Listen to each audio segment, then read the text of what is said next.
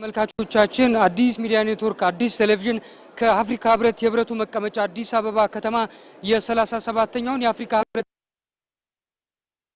አዲሱን ጀምሯል። እንግዲህ የዘንድሮ ጉባኤ ለየት ባለ ሁኔታ በርካታ ሀገራት መሪዎችና ዲፕሎማቶች እንዲሁም ከሕብረቱ ጋር ተያያዥነት ያላቸው ዓለም አቀፍ ድርጅቶችና የሕብረቱ ተጠሪ ተቋማትን ያካተተው ጉባኤ ከደቂቃዎች በኋላ ይጀምራል።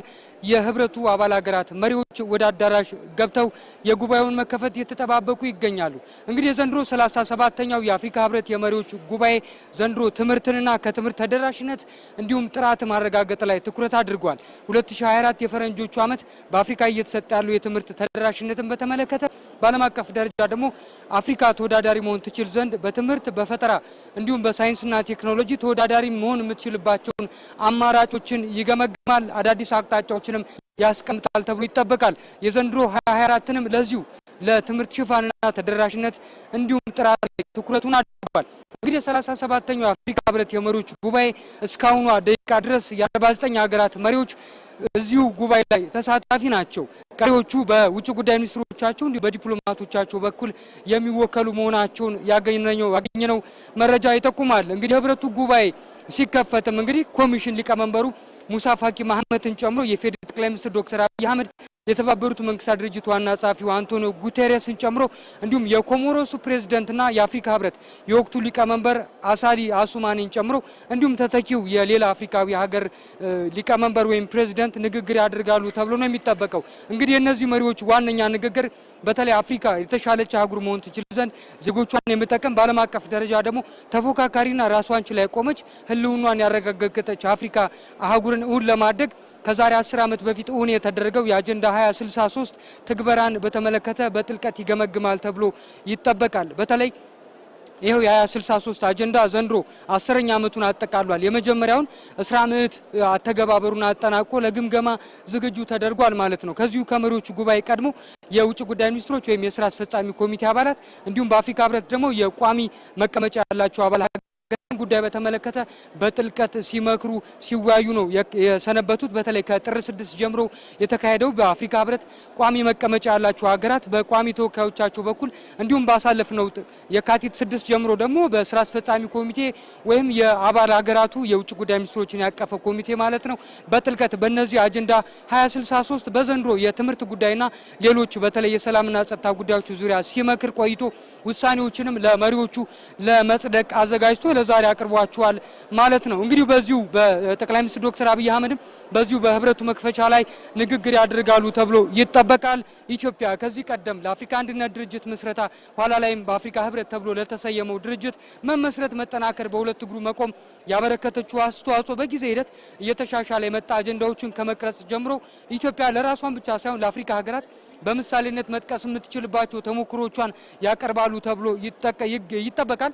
በተለይ የዘንድሮ ጉባኤ ትኩረት የሚያደርግበት ትምህርት ጉዳይ ላይ እንደመሆኑ መጠን ኢትዮጵያ ከዚህ ቀደም የትምህርት ጥራት በተለይ የትምህርት ተደራሽነትን እውን ለማድረግ ስትሰራ የቆየችባቸው ተግባራት አሉ። ጥራትንም ለማረጋገጥ በፖሊሲ ደረጃ የተደገፉ ተግባራትን እየከወነች ነው የምትገኘው። ከዚህ አንፃር ኢትዮጵያ በተሞክሮነት ሊነሳ የሚችል አፈጻጸም ማለት በተለይ የውጭ ጉዳይ ሚኒስትሩ አምባሳደር ታዬ አጽቀሥላሴ ከትላንት በስቲያ በተካሄደው የሥራ አስፈጻሚ ኮሚቴ አባላት ላይ በነበራቸው ንግግር በትምህርት ረገድ ኢትዮጵያ አበረታች እንቅስቃሴ አድርጋለች። በተለይም ተማሪዎች የመጠነ ማቋረጥን ሂደት ለማስተካከል የተሻለ የትምህርት ጥራት እንዲኖር ለማድረግ በአገር አቀፍ ደረጃ ከ6 ሚሊዮን በላይ ኢትዮጵያውያን ታዳጊዎች በትምህርት ቤቶቻቸው የምግብ አቅርቦት እንዲኖራቸው የማድረግ ጥረትን አንስተዋል። ከዚህም ውስጥ እንግዲህ ከ700 ሺህ በላይ የሚደርሰውን ሽፋን የምትይዘው አዲስ አበባ ከተማ በዚህ ረገድ ለሌሎች አፍሪካውያን ሀገራት በተሞክሮነት የሚነሳ ተግባርና አፈጻጸም እንደነበራቸው ማንሳታቸው ይታወሳልና ጠቅላይ ሚኒስትር ዶክተር አብይ አህመድም ይህንን አንስተው የኢትዮጵያን ተሞክሮ ያነሳሉ። በቀጣይም ከአፍሪካ ሀገራት ጋር የምንተባበርባቸው የሁለትዮሽ የባለብዙ ወገን የትብብር አማራጮችንም ያነሳሉ ተብሎ ይጠበቃል። እንግዲህ ተመልካቾቻችን የ37ኛው የአፍሪካ ሕብረት የመሪዎች ጉባኤ አሁን ይጀመራል። እንግዲህ በዚህ ጉባኤ ላይ በርከት ያሉ ጉዳዮች ይነሳሉ። አፍሪካን እየፈተኑ የሚገኙ የሰላምና ደህንነት የመረጋጋት ጉዳዮች አሁንም አበይት ትኩረቶች ናቸው። በምዕራብ አፍሪካ አሁንም በርካታ ሀገራት በመፈንቅለ መንግስት ስር የሚገኙ ሀገራት ናቸው። የተወሰኑ ሀገራት ደግሞ በምርጫም ከምርጫ ድህረ ምርጫ በኋላም ባለ የፖለቲካ ቀውስ እየታመሱ የሚገኙ በፖለቲካው የሰላም እጦት ሳቢያም ደግሞ አሁንም ድረስ በርካታ ዜጎቻቸውን እያፈናቀሉ ያሉ ልክ እንደ ጎረቤት ሀገር ሱዳንና ሶማሊያ ያሉ ከፍተኛ ጥረት የሚያስፈልጋቸው ሀገራት አሉ።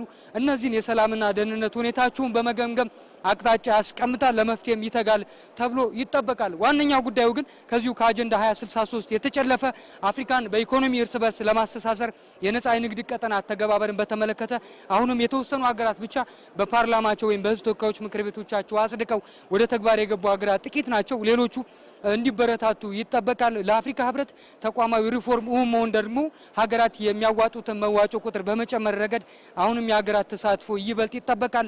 ይህንን በማሳካት ረገድ ሕብረቱ በመሪዎቹ ጉባኤው ላይ እነዚህን ጉዳዮች ያነሳል ተብሎ ይጠበቃል። ቀጣይ አቅጣጫዎችን ያስቀምጣል የሚጠበቅ ሁነት ይሆናል። በዚህ ሁነት ላይ እንግዲህ ከአንድ ዓመት ያክል ጉባኤውን በሊቀመንበርነት ስትመራ የቆየችው ኮሞሮስ እንደሆነች ይታወቃል።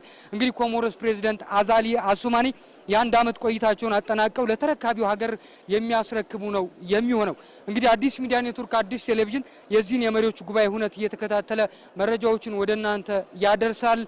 ቆይታችሁ ከኛ ጋር እንዲሆን እንጋብዛለን። አቡቻሌ አብሬያችሁ ቆይቻለሁ። ጤና ይስጥልን።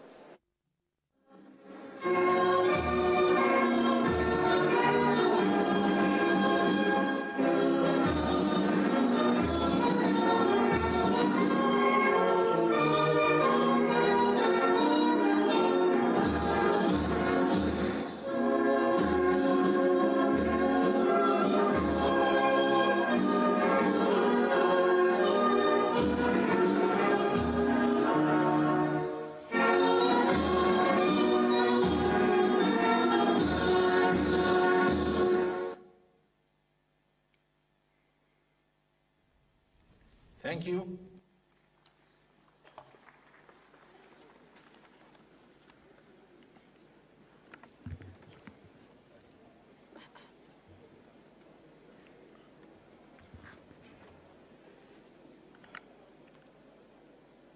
Your Excellency, Mr. Ghazali Usmani, President of the Union of the Comoros and Chairperson of the African Union. Your Excellency, Dr. Abiy Ahmed, Prime Minister of the Federal Democratic Republic of Ethiopia, the magnificent country, host of the African Union, nestled in the new flower Addis Ababa, renowned for its rich cultural heritage and stunning landscapes. Your Excellencies, heads of states and governments of the African Union member states, Your Excellency Mr. Musa Faki Mohammed, Chairperson of the African Union Commission, Your Excellency Mr. Luiz Inácio Lula da Silva, President of the Federative Republic of Brazil, Your Excellency Mr. Mohammed Ibrahim Shtiya, Prime Minister of the State of Palestine, Your Excellency Mr. Ahmed Abul Gheit, the Secretary General of the League of Arab States, Your Excellencies, the First Ladies of the African Union member states in attendance, Your Excellency, First Lady of the Federative Republic of Brazil, Honorable Ministers here present, Your Excellency Dr. Monique Nzanza Baganwa, Deputy Chairperson of the African Union Commission, Your Excellency Dr. Akin Womi Adesina, President of the African Development Bank, Your Excellencies Commissioners of the African Union Commission, Your Excellency Dr. Mohammed Al-Jasir, President of the Islamic Development Bank Group, Your Excellency Benedict Okey Orama, President and Chairperson of the Board of Afri-Exim Bank, Your Excellencies Ambassadors and members of the Permanent Representatives Committee here present, Your Excellencies Heads of African Union organs and heads of regional economic communities, Your Excellencies Heads of diplomatic missions, distinguished delegates, members of the press, all protocol observed. Today, as we gather in this presidential assembly, we are deeply saddened by the great loss of an African leader, the President of Namibia, and in honor of his memory and his dedicated service to his country and to our continent, I kindly ask you to observe a minute of silence. Let us all stand together in solidarity and reflection as we pay our respects to our leader who has left an indelible mark on his nation and the world. Please.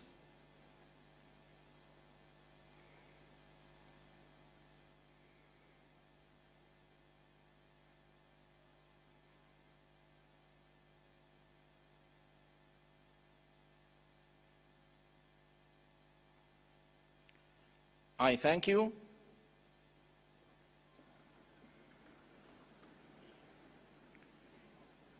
Excellencies, distinguished guests, ladies and gentlemen, good morning and thank you for your attendance. It's my utmost honor and pleasure to welcome you to the 37th Ordinary Session of the Assembly of the African Union.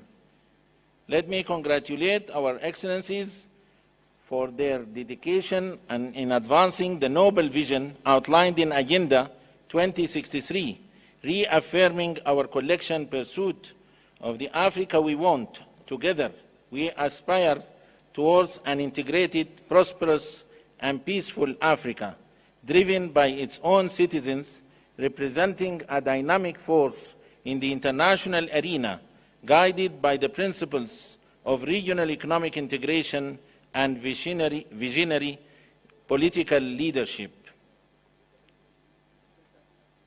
Your Excellencies, distinguished guests, and honorable participants, I am privileged to guide you through the distinguished lineup of the opening ceremony.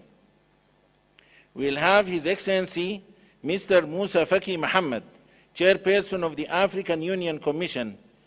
He will deliver his statement as the first opening statement. Following His Excellency, we are honored to welcome His Excellency Dr. Abiy Ahmed, Prime Minister of the Federal Democratic Republic of Ethiopia. Continuing with our esteemed speakers, we have the privilege to hearing from His Excellency Mr. Ahmed Abul Gheit, the Secretary General of the League of Arab States. Next in our program, we will be honored by the presence of His Excellency Mr. Luiz Inácio Lula da Silva, President of the Federative Republic of Brazil.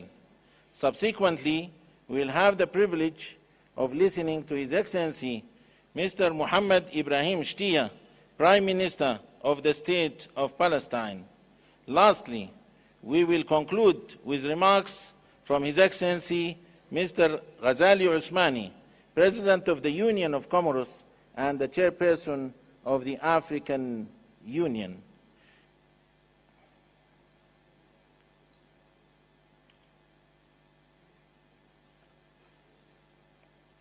Without any further ado,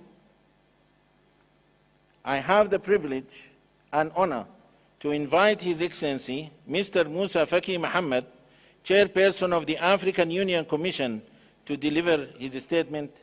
Excellency.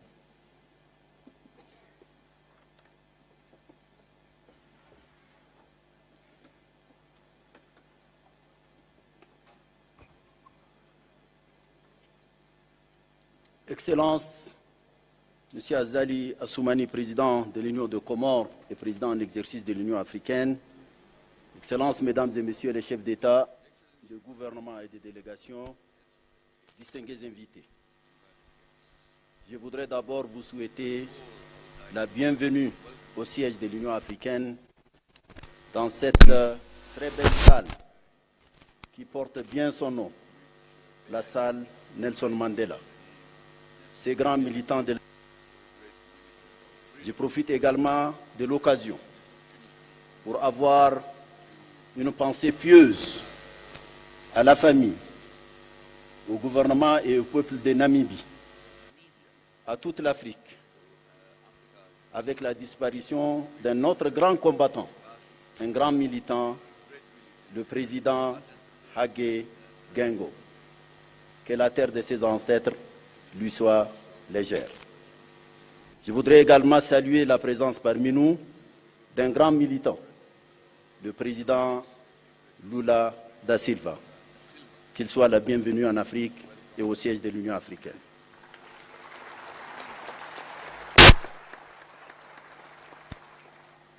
Excellence Azali Assoumani, président de l'Union de Comores et président en exercice de l'Union africaine, Excellences, Mesdames et Messieurs les chefs d'État, de gouvernement et de délégation, Excellences, Monsieur le Président Lula da Silva, président du Brésil, Monsieur le Premier ministre de la Palestine, Monsieur le Secrétaire général de la Ligue arabe, Mesdames et Messieurs les ministres, Mesdames et Messieurs les commissaires, Mesdames et Messieurs les représentants des organisations internationales, distingués invités, Mesdames et Messieurs, en vos rangs, grades et qualités.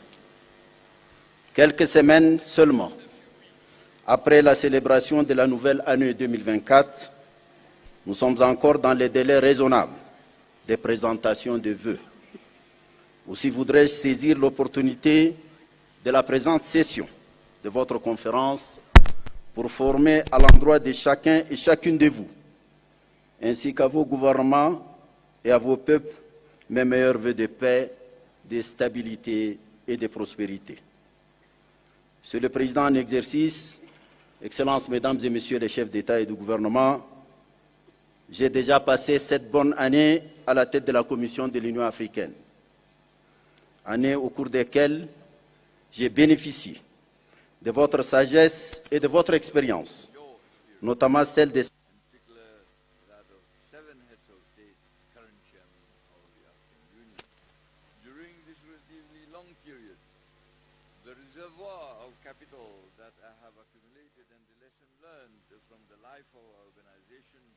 allow me to begin the formulation of some thoughts, which I will conclude at the beginning of next year when I will be bidding farewell, inshallah. Excellency, Mr. Chairman, Excellency, Heads of State and Government, I will not diminish in importance. Peace,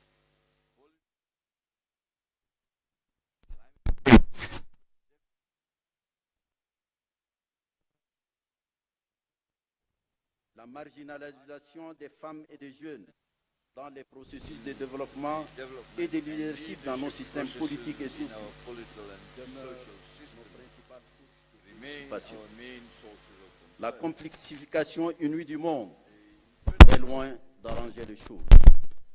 La conflictualité, la violence et le déclin des grands principes ont pris, hélas, le dessus sur l'humilité, la paix et la noblesse des valeurs fondatrices de la civilisation humaine. Non seulement les inégalités sociales se sont creusées, les injustices se sont multipliées, mais l'hégémonie et les velléités absurdes de régler nos divergences par la force brutale et vaine prévalent publiquement sous les yeux de tous. Le cas le plus flagrant est celui de Gaza, en Palestine, littéralement rasé, son peuple presque exterminé, dans l'intégrité physique des dizaines de milliers de ses habitants, et spolié de tous ses droits. Les droits internationaux humanitaires, les droits de l'homme, la morale tout court, sont allègrement ignorés, piétinés, bafoué. صاحب المعالي رئيس الوزراء الفلسطيني أخي العزيز، كن واثقا من شجبنا القوي لهذه العملية التي لا شبيه لها في تاريخ الإنسانية، وكذلك من تضامننا التام مع شعبكم الشعب الفلسطيني المظلوم.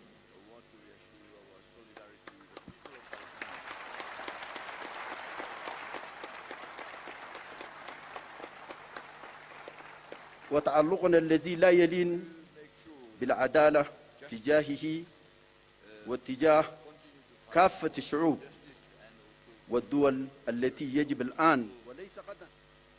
Not tomorrow, but today, that they need these rights, so that they can live in full liberty and freedom in their state, in peace, in security. These are the people. Il me plaît dans ces cadres d'exprimer ma satisfaction à la double réaction judiciaire et éthique de l'Afrique du Sud. Sa saisine de la Cour internationale de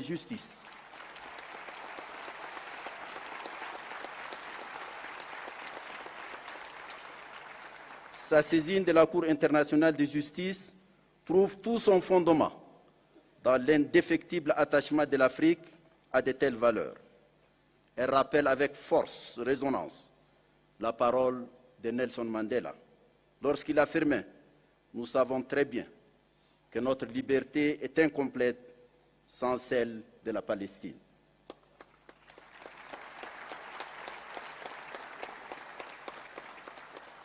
La décision que vient de prendre la Cour internationale de justice prolonge la pertinence de la démarche et retentit comme une victoire, non seulement pour l'Afrique du Sud, non seulement pour l'Afrique, mais également pour tous les pays qui ont Also for témoigné all the countries which have shown their unwavering support for the just cause of the Palestinian people.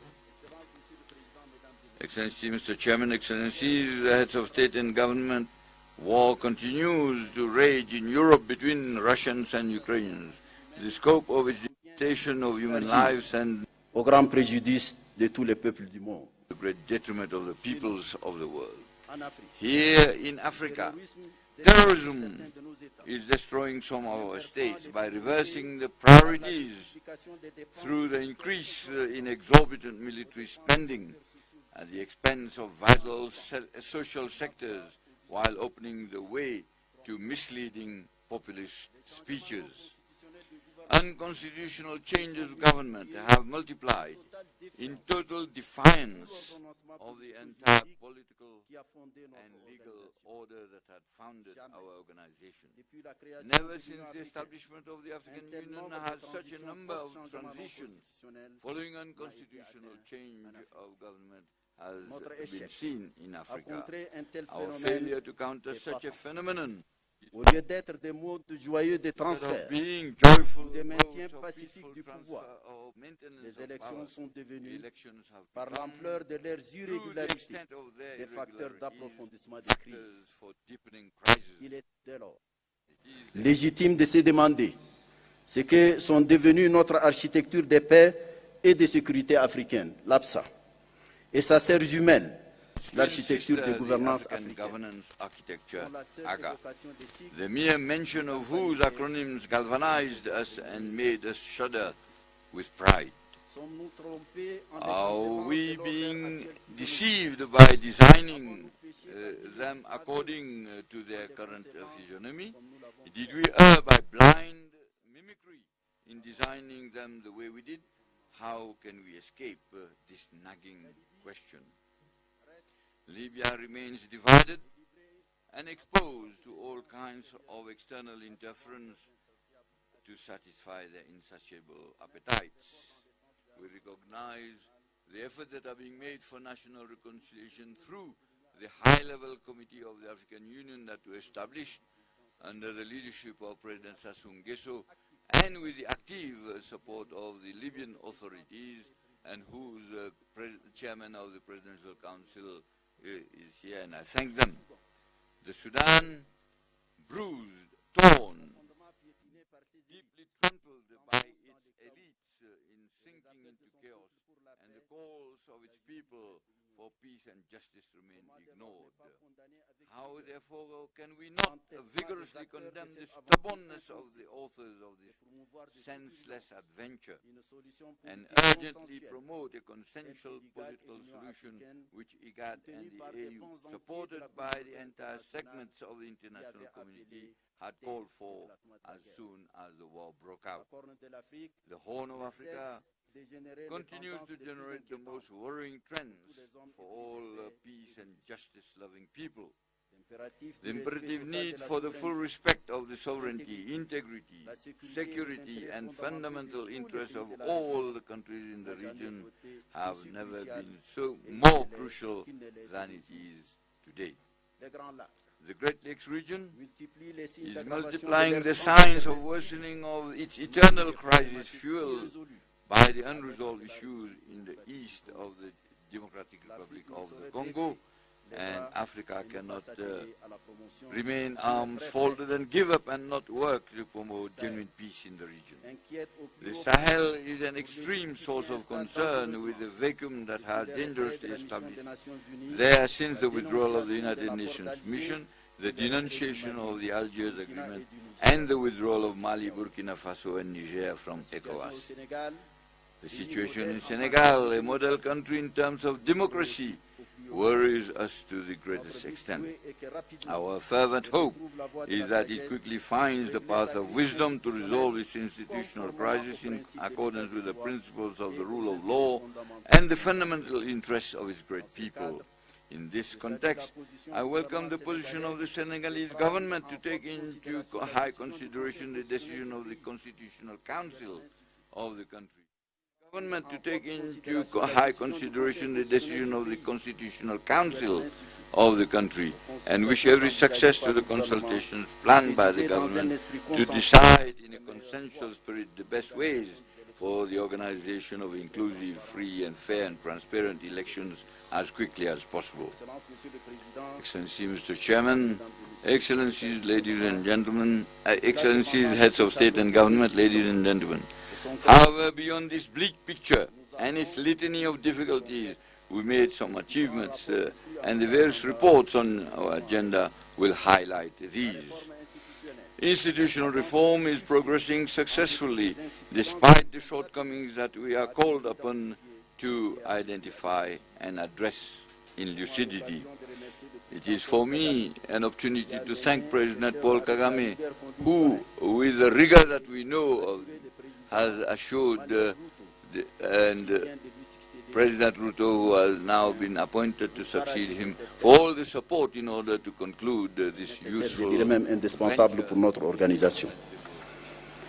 L'intégration a progressé et la zone de libre-échange continentale se met peu à peu en marche, même si son rythme paraît lent au regard de nos prévisions et de nos attentes.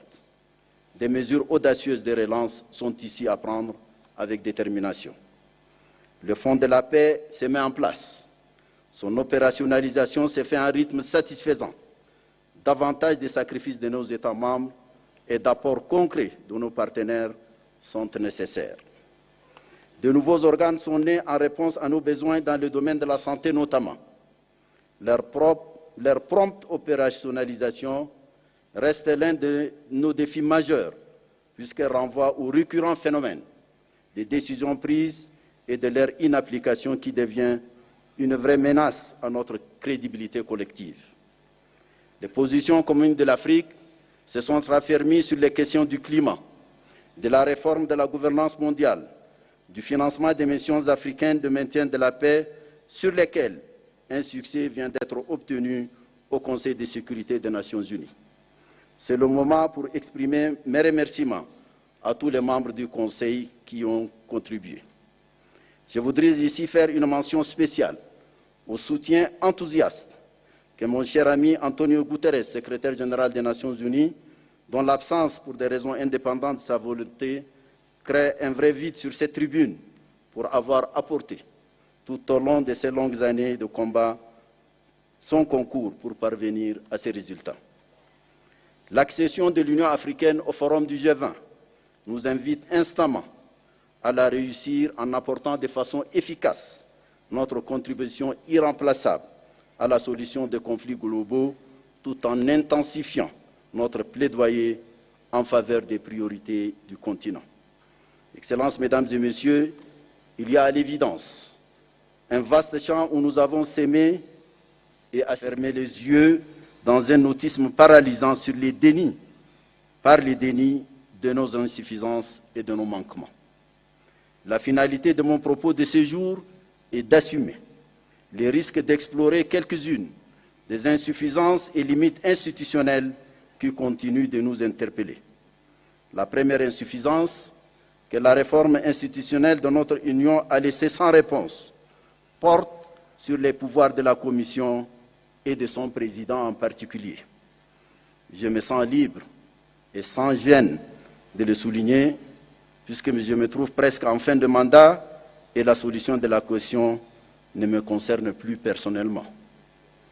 Bien que le président de la Commission soit reconnu dans les textes comme le représentant légal, le chief officer de l'organisation, il est paradoxalement dépourvu de marge suffisante pour agir dans l'urgence sur les questions stratégiques. Un autre phénomène mérite votre attention. La tendance effrénée des prises de décisions, sans volonté politique réelle de les appliquer, a pris une ampleur telle qu'elle est devenue dévastatrice de notre crédibilité individuelle et collective. À titre d'illustration, sur les 3 dernières années, 2021, 2022 et 2023, 93% des décisions n'ont pas été mises en œuvre. Cette défiance presque systématique aux décisions de vos sommets est perceptible à l'échelle des États membres ainsi qu'à l'échelle des communautés économiques régionales. Il est devenu banal de voir ceci outrepasser, voire allègrement violer les décisions des organes continentaux. Devant elles, par exemple, les décisions récurrentes du Conseil paix et sécurité sont ignorées et violées, sont devenues sans importance, sans impact. Sujette à toute interprétation malencontreuse, la subsidiarité a été franchement galvaudée. Par un étrange glissement sémantique, la subsidiarité est passée pour de la substitution. Il en résulte un légitime questionnement sur la pertinence de la pratique sanctionnant nos réunions par des décisions. Faut-il se laisser emporter par la force de la routine, business as usual, ou courageusement se ressaisir? Il n'y a plus de recours qu'à vous, Excellences. Nos regards sont vers vous fixement tournés, nos attentes aussi. Une contrainte majeure n'a cessé de paralyser. Constraint has continued to interfere in our general action. It is what we have faced in the operationalization of our international partnership. Africa must certainly count on its own intellectual strength, the genius of its peoples, and its immense potential of extreme wealth. However, it cannot evolve in isolation at a time when globalization is in full swing. Africa can only develop in a solid and fruitful relationship with its international environment. Aussi, la question du partenariat Consequently, se the pose-t-elle issue avec of acuité. partnership arises acutely. Une réflexion audacieuse Bold et des décisions courageuses doivent être prises. Il y va de notre crédibilité et du bon positionnement international de notre organisation. Une autre question porte sur la solidarité interafricaine. Au temps de la libération nationale et de la lutte contre le régime exécrable de l'apartheid, la solidarité africaine, portée par le puissant sentiment du panafricanisme, était à son sommet. Elle nous a ligués dans un courant historique libérateur. Aujourd'hui, mon expérience durant mes 2 mandats m'a permis au quotidien de constater un véritable affaissement du bel esprit de solidarité africaine et de panafricanisme, âme de notre renaissance. Je me pose et pose à vos excellences la question de savoir comment renouer avec ces temps héroïques et glorieux.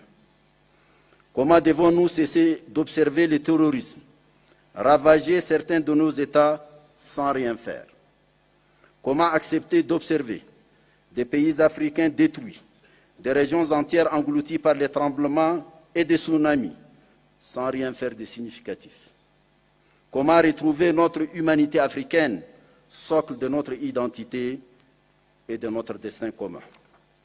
Monsieur le Président, Excellences, Mesdames et Messieurs les chefs d'État et de gouvernement, nous sommes désormais fortement interpellés par l'urgence des positions claires sur cet ensemble de problématiques au cœur de l'émergence de notre organisation et de notre continent.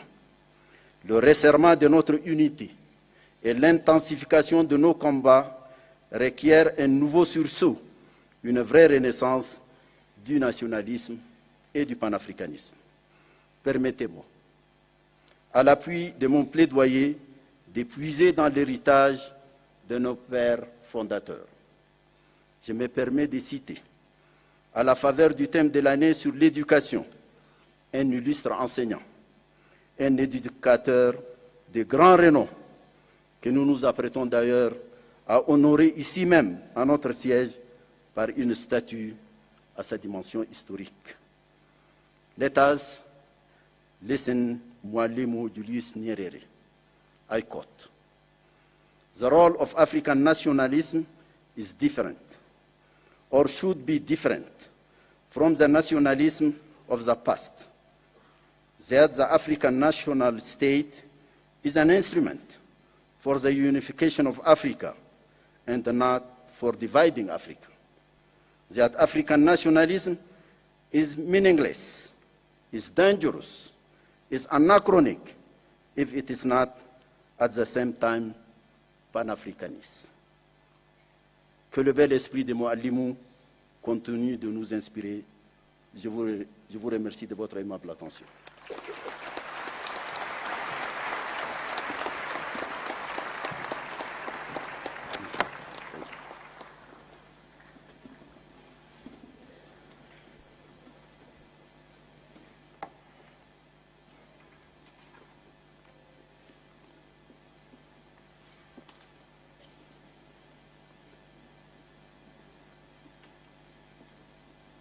Excellencies, distinguished delegates, ladies and gentlemen, I have now the honor and pleasure to invite His Excellency Dr. Abiy Ahmed, Prime Minister of the Federal Democratic Republic of Ethiopia, to deliver his statement.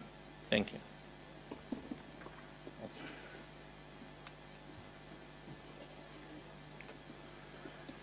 Excellency President Azali Assoumani, outgoing Chairperson of the African Union, Excellency Lula da Silva, President of Brazil, Excellency Moussa Faki Mohamed, Chairperson of the African Union Commission, Excellencies, Heads of State and Government, distinguished ministers, ambassadors, invited guests, ladies and gentlemen, welcome to Ethiopia. It is an honor to be with you today. Since we last met, the world has witnessed profound transformations shaped by geopolitical competition, economic challenge, climate change, and technological advancements. While we celebrate the African Union permanent membership in the G20 and the opportunity it gives the continent to be heard on global issues, there are still important questions we need to address. What role do we, Africans, want to play in this evolving global power structure? And how do we become key players in the distribution of economic power? In an attempt to answer these questions, allow me to take a step back in history. Africa is where modern humans arose. Our ancient kingdoms and empires were home to many significant inventions and innovations, particularly in agricultural techniques, in the use of medicinal plants, and in the construction of impressive architectural structures, all being a testament to Africa's important contributions to the world civilizations in critical areas such as science, technology, and education. However, our continental path towards greater achievements and progress was disrupted by colonialism.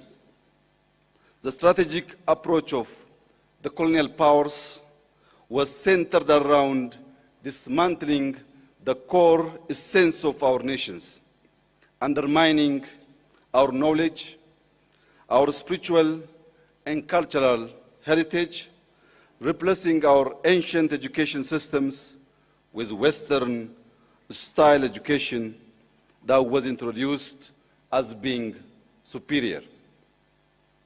Even though Ethiopia dealt colonialism a heavy blow at the Battle of Adwa, attempts to undermine Ethiopia's unity by exploiting our diversity to perpetuate ongoing conflicts continued throughout the centuries.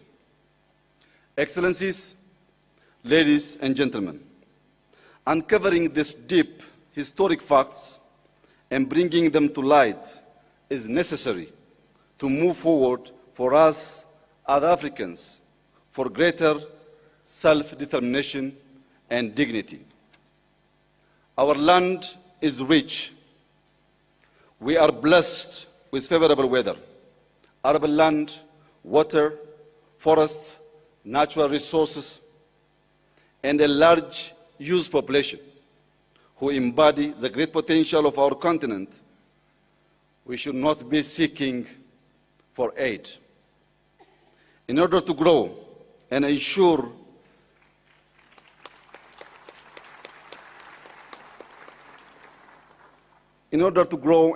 sustainable development, education is key. In the last 5 years, Ethiopia has made significant progress towards universal access to education. We have built over 30,000 kindergartens and primary schools. We are heavily investing in secondary schools and TVETs to ensure quality and skills development as well as meet labor market needs. Today, new technologies and innovative learning models can help our continent leapfrog into the future. Technology has taken learning beyond the classroom.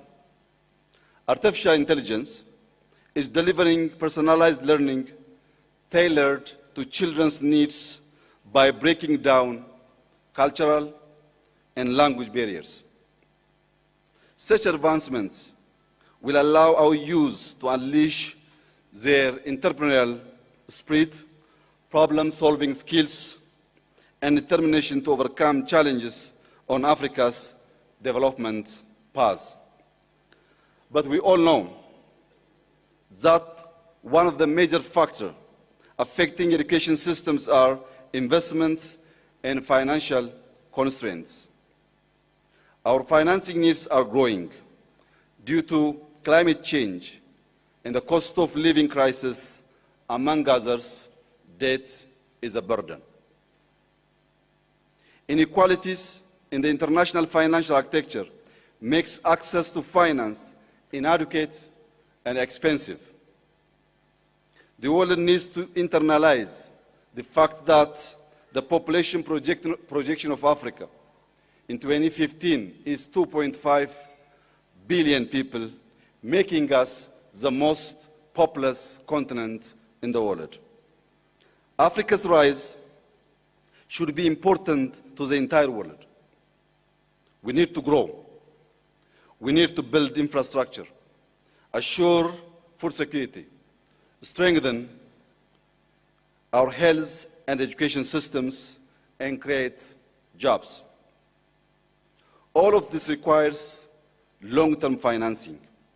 While I renew my call to all major financial agencies to consider the realities of today's world and particularly for middle and low-income countries. Allow me to draw your attention on some of the opportunities our continent has for the Africa we all want. First comes Africa's thriving digital economy. Majority on the continent have phones, and mobile data is rapidly growing. We are starting to produce large data sets that the AI system require to allow us to learn, make prediction, inform our policies, and act. Having a robust Pan-African data governance strategy aligned with the principles of Agenda 2063 will boost the continent's competitiveness, ensure productive cross-border data flow, and protect individual rights. In addition, increasing infrastructure connectivity between our countries by building roads, airports, ports, rail networks, pipelines, and communication networks will link communities, increase trade, and enable economic integration.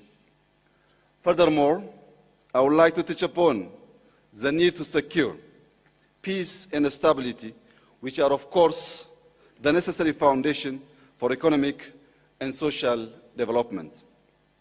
Ethiopia firmly believes that regional and continental integration is essential to diversify our economies, ensure peaceful coexistence amongst neighbors, and work together for our common growth. Africa needs strong regional and continental platforms where national development challenges from a geographical, logistics, and security perspective are taken into consideration. All of us here gathered today need to embrace the complexity of the world we live in and have critical debates to bring about creative but yet pragmatic solutions that will lead us to the transformation for Africa to prosper. I conclude by thanking our outgoing chairperson, President Azali Assoumani, for his leadership and for representing our organization on the global stage. Allow me to also warmly congratulate our new chairperson, wishing him success during his tenure.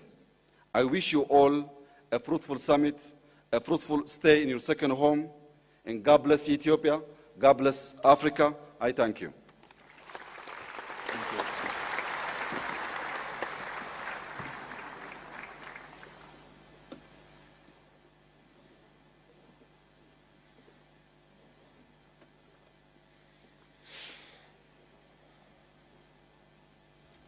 Thank you very much, Excellency, for your statement.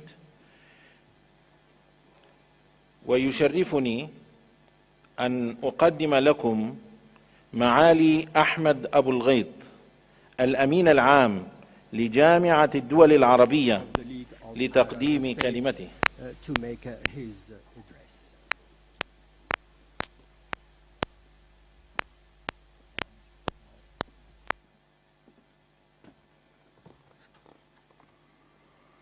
فخامة الرئيس عثمان غزالي رئيس جمهورية جزر القمر، أصحاب الفخامة ورؤساء الدول والحكومات، معالي السيد موسى فقي رئيس مفوضية الاتحاد الإفريقي، السيدات والسادة، توجه بخالص التحية إلى فخامة الرئيس عثمان غزالي على رئاسته الناجحة للاتحاد الإفريقي.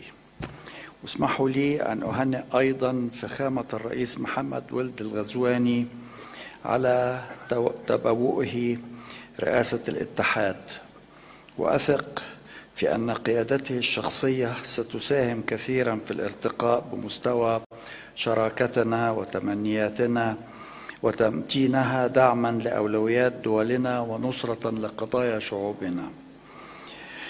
تعد الشراكة العربية الإفريقية من أقدم الشراكات التي يتجلى فيها عمق الروابط العربية والإفريقية، ونتطلع جميعا إلى تعزيز جهودنا من أجل دفع هذه الشراكة نحو آفاق أوسع للاستفادة بكافة الموارد الطبيعية والبشرية الكامنة في كلتا المنطقتين العربية والإفريقية.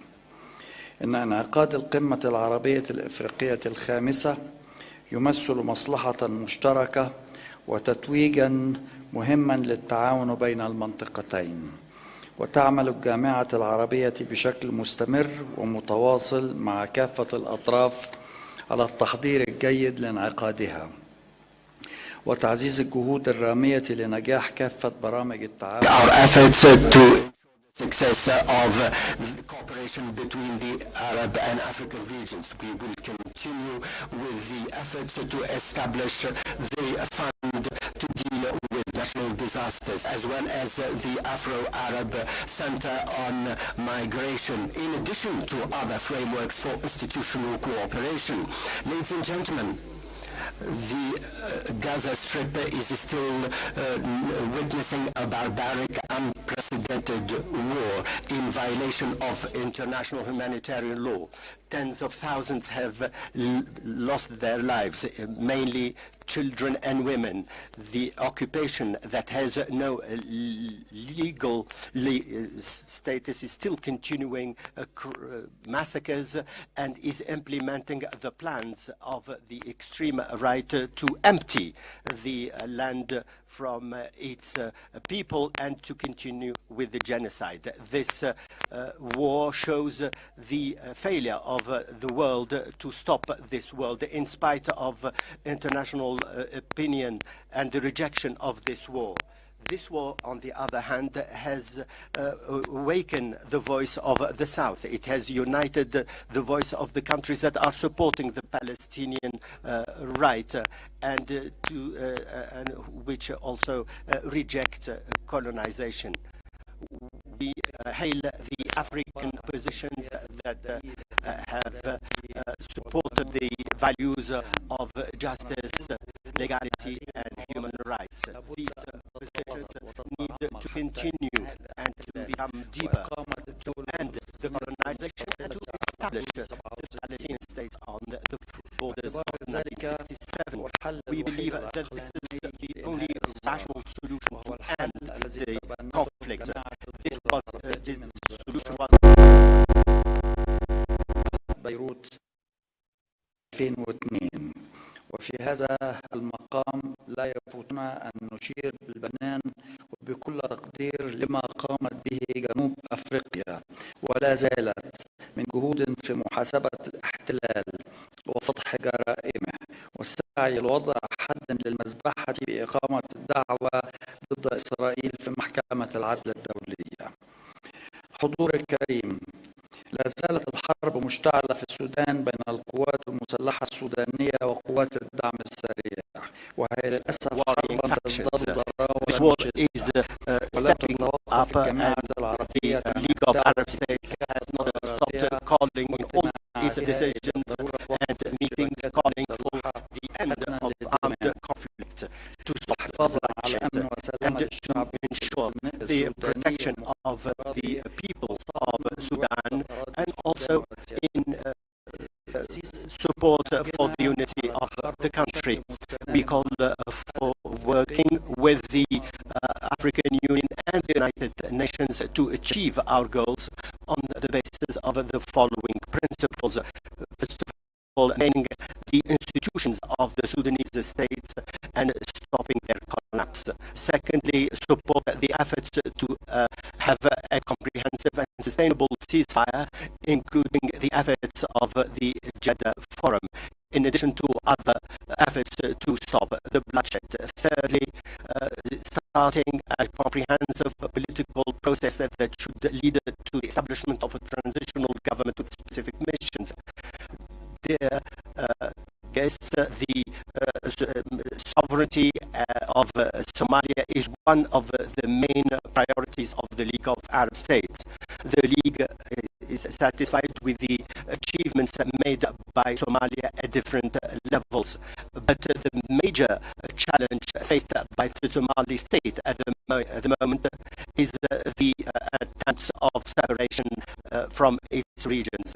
The League is continuing its efforts to support Somalia and to defend its sovereign rights in cooperation with the federal government of Somalia, the United Nations, the African Union, and the relevant regional organizations to avoid any threat to its territories. As regards the situation in Libya, and which represents a common priority for us as partners in the Arab and African regions, we call upon the various Libyan parties to find a political solution and to go beyond the hurdles that impede the establishment, the organization of elections, ending with a political stability that can guarantee the unity of the country and ends the foreign military presence. In addition to promoting dialogue with neighboring countries, the League of Arab States affirms the need to work closely with the African Union in order to reach these objectives. The challenges faced are tremendous and continuing, but our joint work will find the way to meet these challenges and build the future. I do thank you very much for your attention.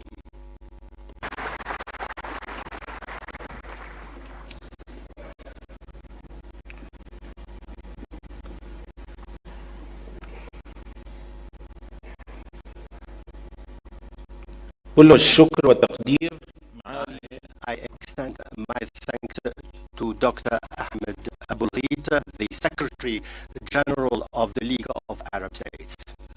Now I am honored and pleased to present to you Dr. Mohammed Ibrahim Shtia, the Prime Minister of the State of Palestine, to give his address.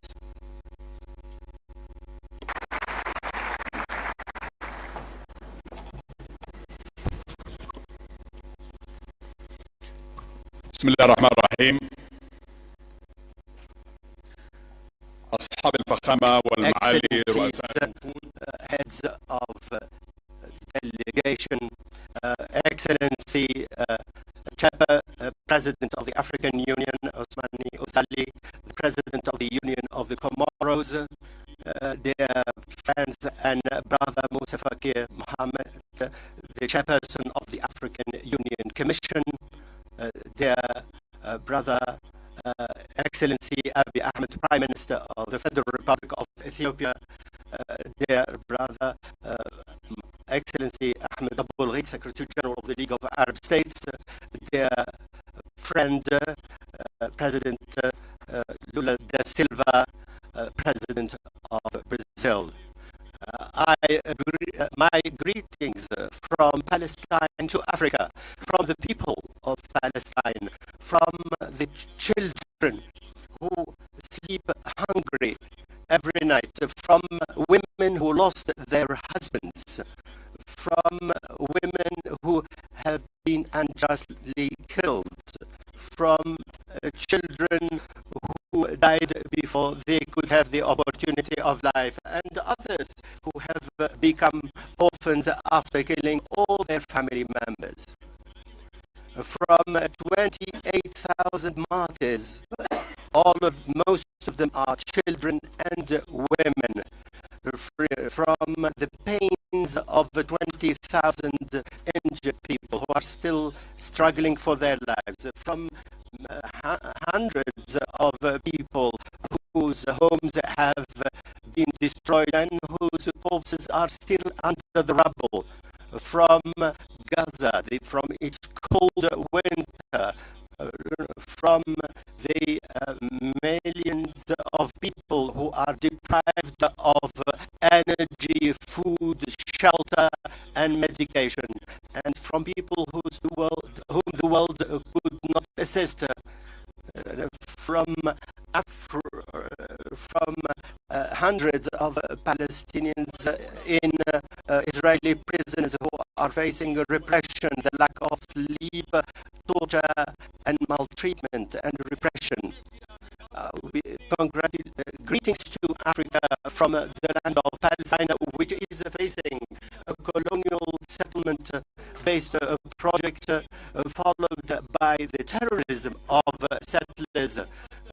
Greetings to Africa from our sacred land, from the Holy Mosque, from the churches which are desecrated by the Israeli army. We are defending, as we defend our land, our people, as you struggled for against colonization in your own countries. Today, Israel is killing in revenge. It's killing for the sake of killing. After 130 days of aggression, it destroyed more than 281,000 homes. Israel wants to continue the war till the end of this year. This is accompanied by destruction so that its prime minister remains a prime minister. We should not allow him to do this. He does not listen to anyone. He does not listen to America, its historical ally, and nor from Europe or anyone. Therefore, we must talk with Israel on the basis of action, not simply on the basis of political declarations and positions. We must have a plan to put the colonial project under sanctions. The United States and some European countries have put a number of settlers under its lists of terrorists. This is important. But what is even more important is to boycott the products of Israeli settlements and to boycott the settlements and the settlers and to impose sanctions on this state that violates international law and international humanitarian law, and it is committing crimes against the Palestinian people. Greetings to Africa and to South Africa. Greetings to North Africa. Greetings to East Africa, to West Africa, to Central Africa, Africa that has become free of colonization, and it is now developing with the leadership of its national leaders to achieve sustainable development and to promote education and to catch up with the rest of the world without leaving anyone behind. And all the efforts to fight against ignorance and disease. Africa, on its behalf and on behalf of the rest of the world. South Africa now is bringing Israel to the International Court of Justice, and it has accused it of genocide against the Palestinian people in Gaza. Today, Israel is accused in front of the entire world and in front of the International Court of Justice as a criminal state. On the 19th of February, the International Court of Justice will also start hearings of 56 cases to show that the Israeli occupation is illegal. All of this on the basis of a decision made by the UN General Assembly as presented by Palestine. Dear participants, yesterday Human Rights Watch and Amnesty International said that Israel was an apartheid state, a state of racial discrimination following everything that happened. Is it really acceptable to be with Israel and with Israeli policies? the African Union was right in preventing Israel from becoming an observer country in this union. The African Union was correct when it prevented the coming of Israeli representative into this meeting last year, and they were taken out of the meeting hall. Let's hear loud and clear the voice of union, as it has always been the case, by calling for an end to the killing and the aggression that is perpetrated by Israel against the Palestinian people, particularly in Gaza and today in Rafah and in the occupied territories and Al-Quds. Let your voice be heard to fight against the settlement-based colonial project that is being implemented by Israel in the Palestinian land. Let your voice be heard to call for bringing in assistance to the Palestinian people in Gaza. What is brought in today does not represent more than 8%. Let your voice be heard to oblige Israel to provide hospitals with energy and water. Let the voice of Africa and the voice of your union be loud and clear to support the Palestinian people to establish the Palestinian state and to recognize it as a state, a member state of the United Nations because it was created 12 years ago. Ladies and gentlemen, today there are different political projects that are being considered. There is a political project led by the Kingdom of Saudi Arabia, and we are working with them.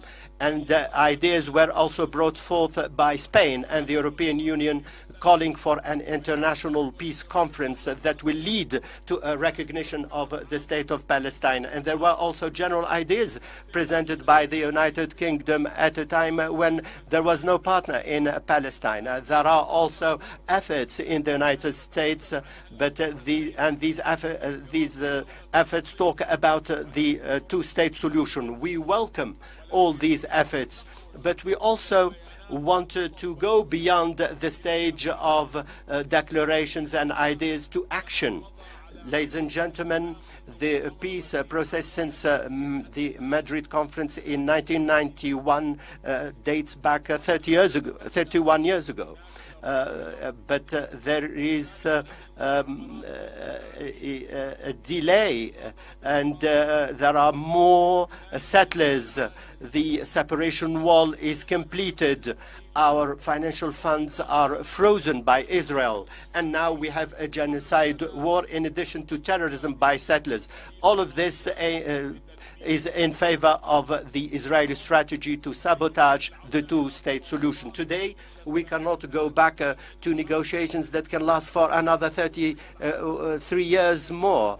The world needs to recognize the state of Palestine on the basis of the borders of 1967 as and this decision can be adopted by the Peace and Security Council, and by providing a time frame to end the occupation and to deal with the issues of refugees, settlements, and in this way only can we be faithful to the souls of our martyrs. It is only in this way Palestinian prisoners can become free. It is only in this way peace in the region can become possible for Palestine, for the Arab world, and for the rest of the world. Once again, ladies and gentlemen, I wish to reiterate my thanks to the African Union and for its support to Palestine, the voice of freedom and justice. It has invited Palestine to this meeting. Long live Palestine, and long live African and Palestinian solidarity. Thank you very much for your attention.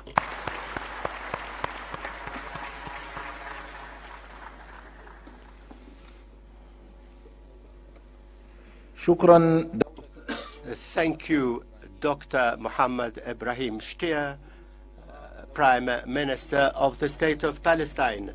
we thank you for your address. Honorable distinguished delegates, I now have the pleasure to invite His Excellency Mr. Luiz Inácio Lula da Silva, President of the Federative Republic of Brazil. Excellency.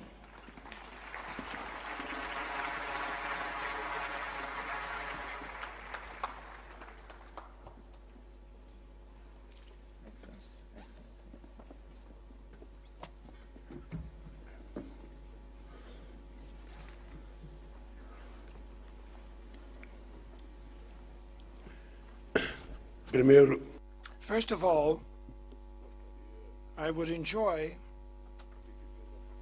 to say to all of you that I have already participated in a political visit and also participated in many conferences and demonstrations. And so I want to say to all of you now that I am thrilled and deeply emotioned to be participating in the 37th Summit meeting of the African Union.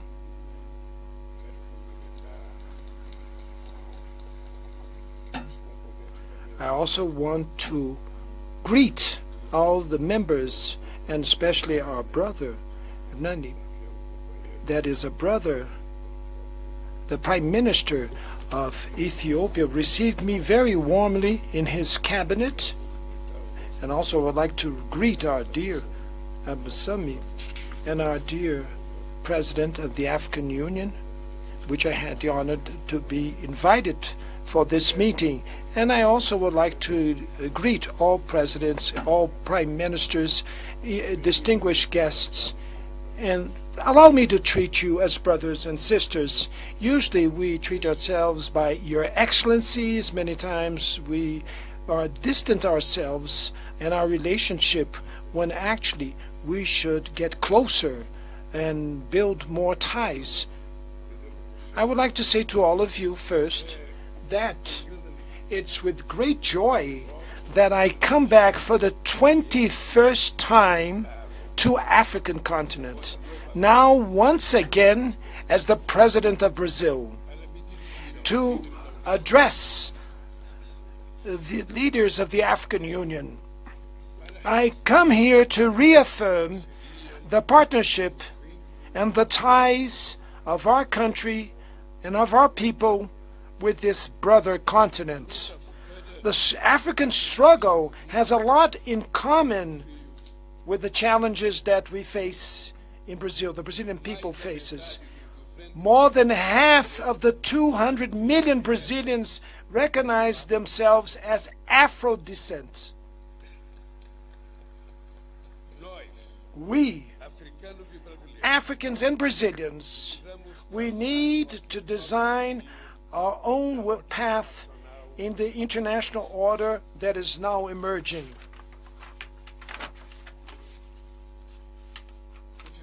We need to create a new global governance capable of confronting the challenges of our time. The thesis of the minimum state are now in effect anymore. To plan agricultural development and industrial development is once again part of public policies in all quadrants of the earth. The digital and energy transitions demand incentive and guidance from the governments. Attempts to try to restore an international system based on ideological blocks do not have a ballast in reality. Multipolarity is a component that we cannot forget and welcome to the 21st century. The consolidation of the BRICS as the main space of networking of the emerging countries is undeniable advancement. Without the developing countries, it will not be possible the opening of a new cycle of world expansion that will combine growth, reduction of inequalities, and environmental conservation with the enhancement of freedoms. The global south is becoming a part that cannot be bypassed in terms of bringing a solution for the main crises that affect the planet. crises that come from a model that concentrates wealth and that affect mainly the poorest, and amongst these, the migrants. The alternative to the scourges of the neoliberal globalization will not come from the racist extreme right and xenophobic right. Development cannot be the privilege of just a few. Only an inclusive social project will allow us to build prosperous societies that are free, democratic, and sovereign. There will be no stability, neither democracy, with hunger and unemployment. The moment is very proper to reclaim the best humanist traditions of the great leaders of the decolonization of Africa. To be humanist today implies to condemn the attacks that were perpetrated by Hamas against Israeli civilians and to demand the immediate freedom of all hostages. To be humanist also imposes equally to refuse an unproportional reaction from Israel that victimized almost 30,000 Palestinians in Gaza, the majority of them women and children, and that has provoked the forced displacement of more than 80% of the population.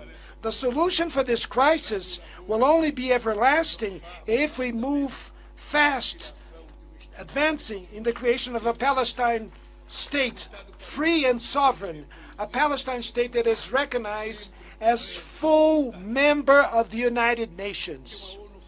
To have a strengthened UN, and that we should have a UN Security Council that should have a greater representation without countries that have veto powers and with permanent members from Africa and Latin America. For 2 years,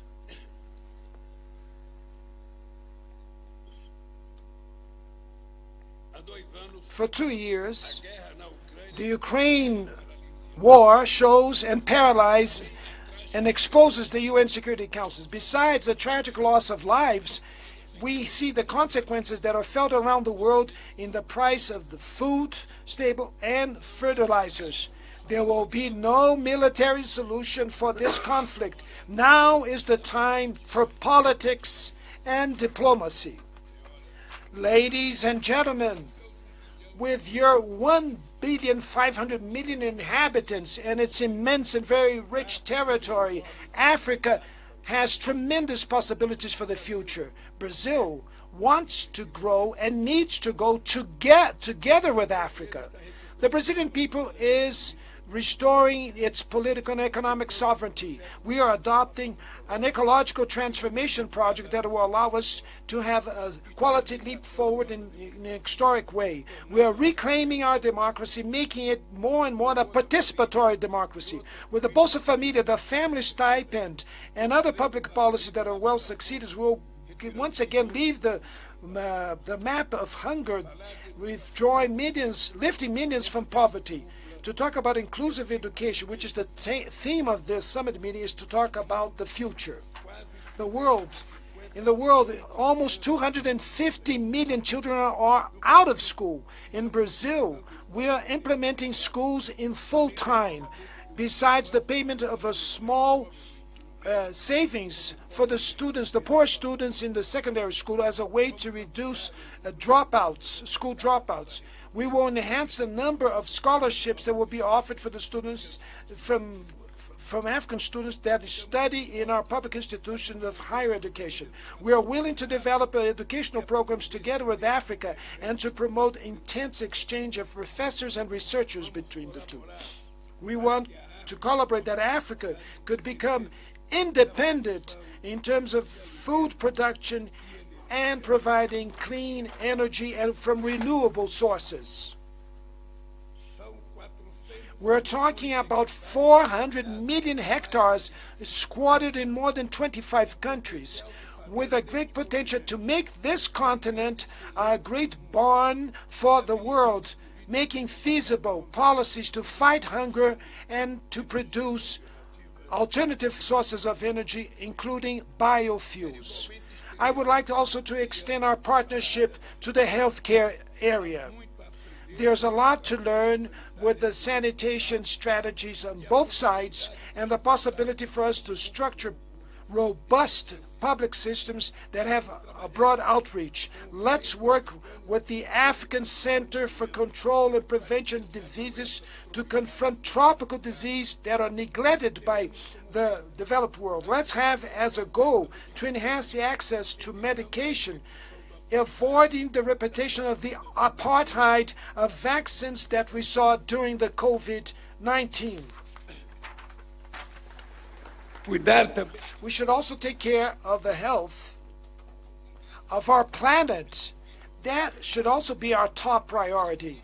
The imperative to protect the two largest tropical forests of the world, the Amazon tropical forest and the Congo tropical forest, and will make us players, important players in the climate change agenda. The international instruments existing today are not sufficient to reward in an efficient way the protection of these forests, their biodiversity, and the people that live in the forests, that take care and rely on these biomes. With the reclaiming of degraded areas, we can create a true green belt of protecting our forests from the global south.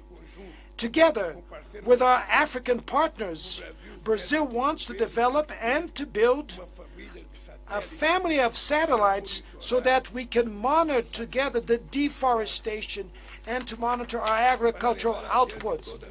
To move forward with all these initiatives, we will create an advanced post of cooperation together with the African Union in sectors such as agricultural research, healthcare, education, environment, science and technology. Our diplomatic representation here in Addis Ababa will soon have employees of government agencies from Brazil, like the Brazilian Agency for Cooperation, our Brazilian Agricultural Research Company, and Fiocruz, a foundation for research and development in agriculture and health. All this is to see if we can recover and restore our possibility of cooperation with the African countries. The presence of the African Union as a full member of the G20 will be of great value, but it's still necessary to include other countries of this continent as full members of the G20. I discovered something very interesting.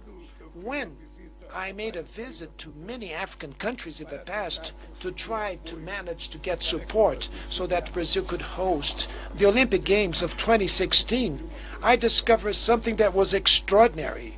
That was the following: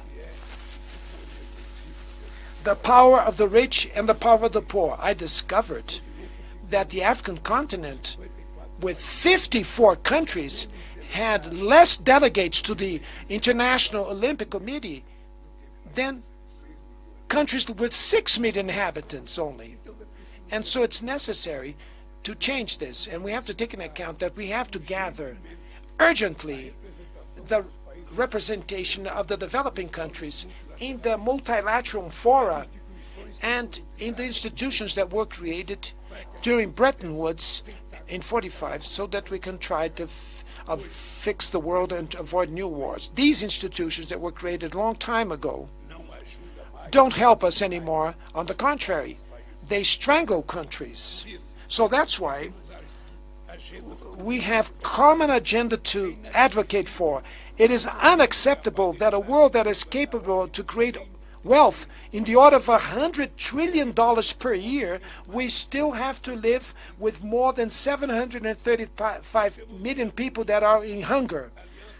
We're creating at the G20, which Brazil chairs, a global alliance against hunger so that we can trigger a set of public policies and mobilize resources to finance these policies. Around 60 countries, many of them coming from Africa, are very close to bankruptcy and destined more resources to pay back their foreign debt than for applying the resources to education and health care. This reflects the obsolete nature of the financial institutions such as the IMF and the World Bank that many times aggravate crises that they should help to solve. It is necessary to seek solutions to transform unfair and unpayable debts in concrete assets like highways, railroads, hydroelectrical plants, wind farms, solar power, green hydrogen production of energy, and transmission lines. We have to follow step-by-step the evolution of the new technologies. Artificial intelligence cannot be the monopoly of very few countries and companies. They cannot also be the fertile terrain for hate discourses and misinformation, besides causing unemployment and reinforcing the biases of race and gender that create more injustice and discrimination. Brazil will promote the interaction of the G20 with the high-level panel created by the Secretary General of the UN to support the discussions about the Global Digital Compact. We hope with that to contribute for an effective and multilateral governance in terms of artificial intelligence, and that will incorporate fully the interests of the Global South. My friends, I would like to end saying that there's no Global South without the African continent. To go back and to reclaim the getting closer Brazil with Africa, and to restore historical ties, and to contribute to build a new world order that is more fair and with solidarity, and allow us mainly to add up our efforts to overcome the challenge that we have ahead. And I would like to say to our friends here from the African continent, Brazil always looked around to the world without looking towards the African continent. Brazil, for many centuries, was governed looking towards the U.S. and Europe, looking to Europe, and Brazil never didn't look to South America, that it gave its back, and even less, we looked towards the African continent. When I took the presidency, when I took office in 2003, I decided that Brazil should get closer to the African continent, understanding what the Brazilian ambassador in those days would say, that said that Africa and Brazil had borderlines between themselves. They were only divided by a river called the Atlantic Ocean. The ocean is not a hurdle so for us to get closer.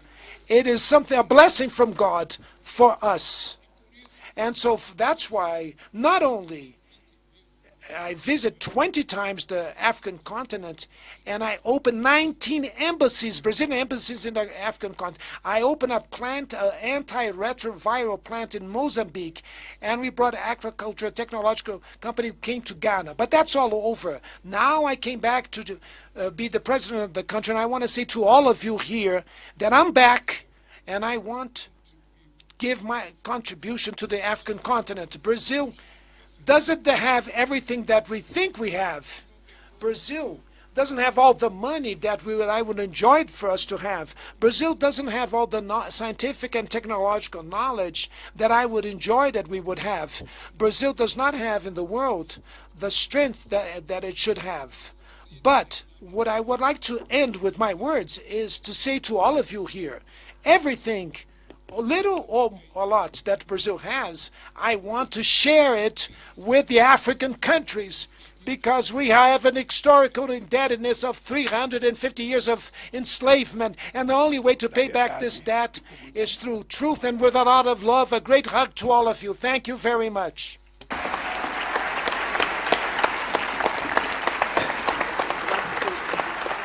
Thank you, Mr. President. Aquí.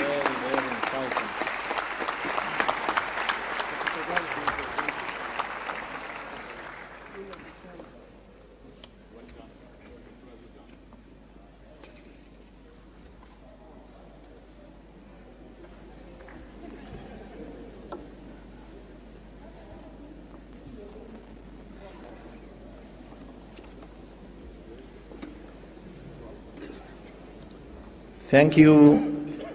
Thank you many, many times, Your Excellency, for your statement.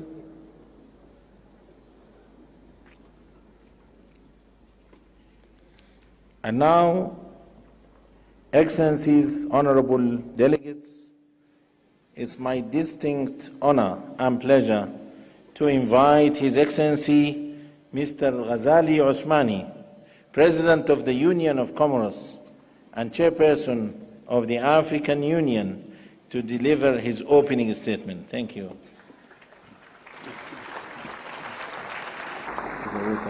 Oh, no, no.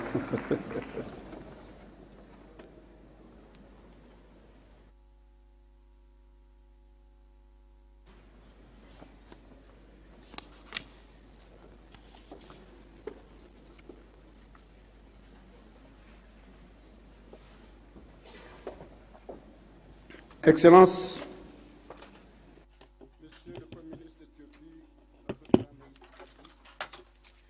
Excellency,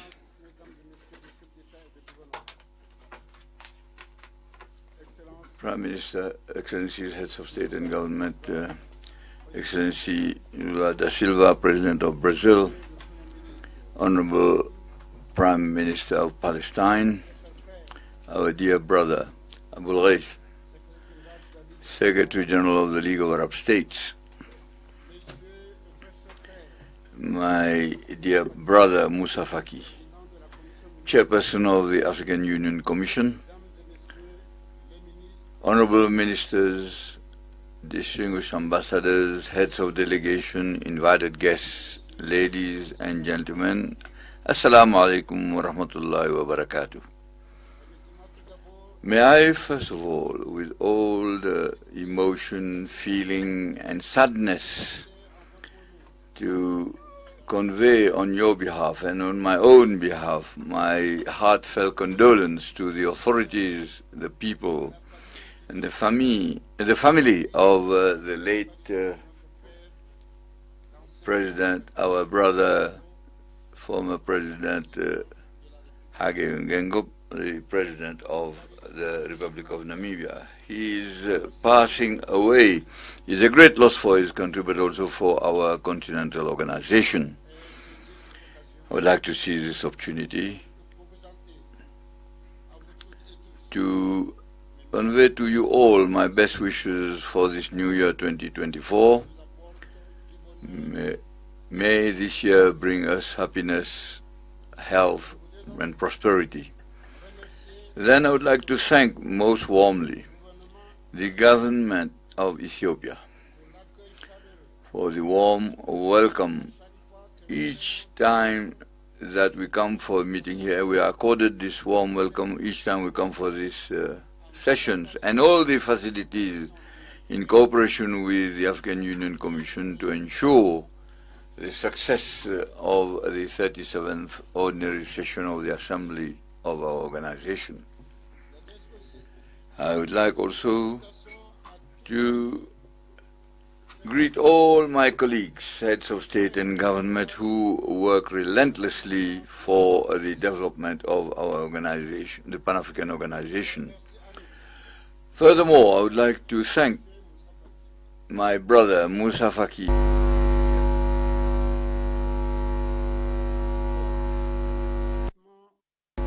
Ce qui aura été notre mission commune au service de notre cher continent.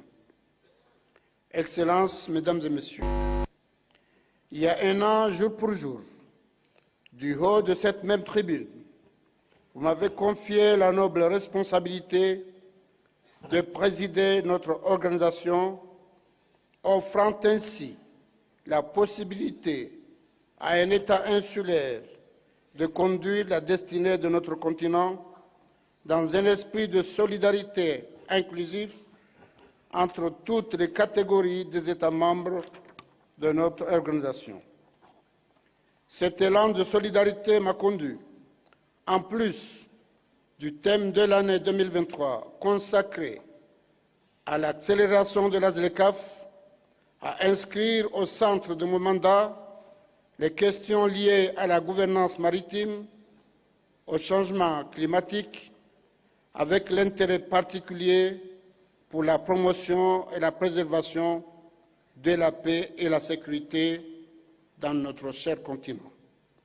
Cette préoccupation sécuritaire partagée aura guidé toutes nos actions au cours de mon mandat, convaincu que la pacification de notre continent demeure le socle de la réalisation de notre vision à l'horizon 2063 pour une Afrique unie et prospère. Et c'est ainsi que, dès mon investiture à la présidence de notre organisation, ma première action a été de prendre part au débat du haut niveau organisé par le Conseil de sécurité des Nations Unies, présidé par notre pays frère, le Mozambique, à New York au mois de mars 2023, consacré à la lutte contre le terrorisme et l'extrémisme violent. À cette occasion, j'ai plaidé pour la mise en place des mécanismes de financement pérennes et durables en faveur des opérations de maintien de la paix sur le continent africain.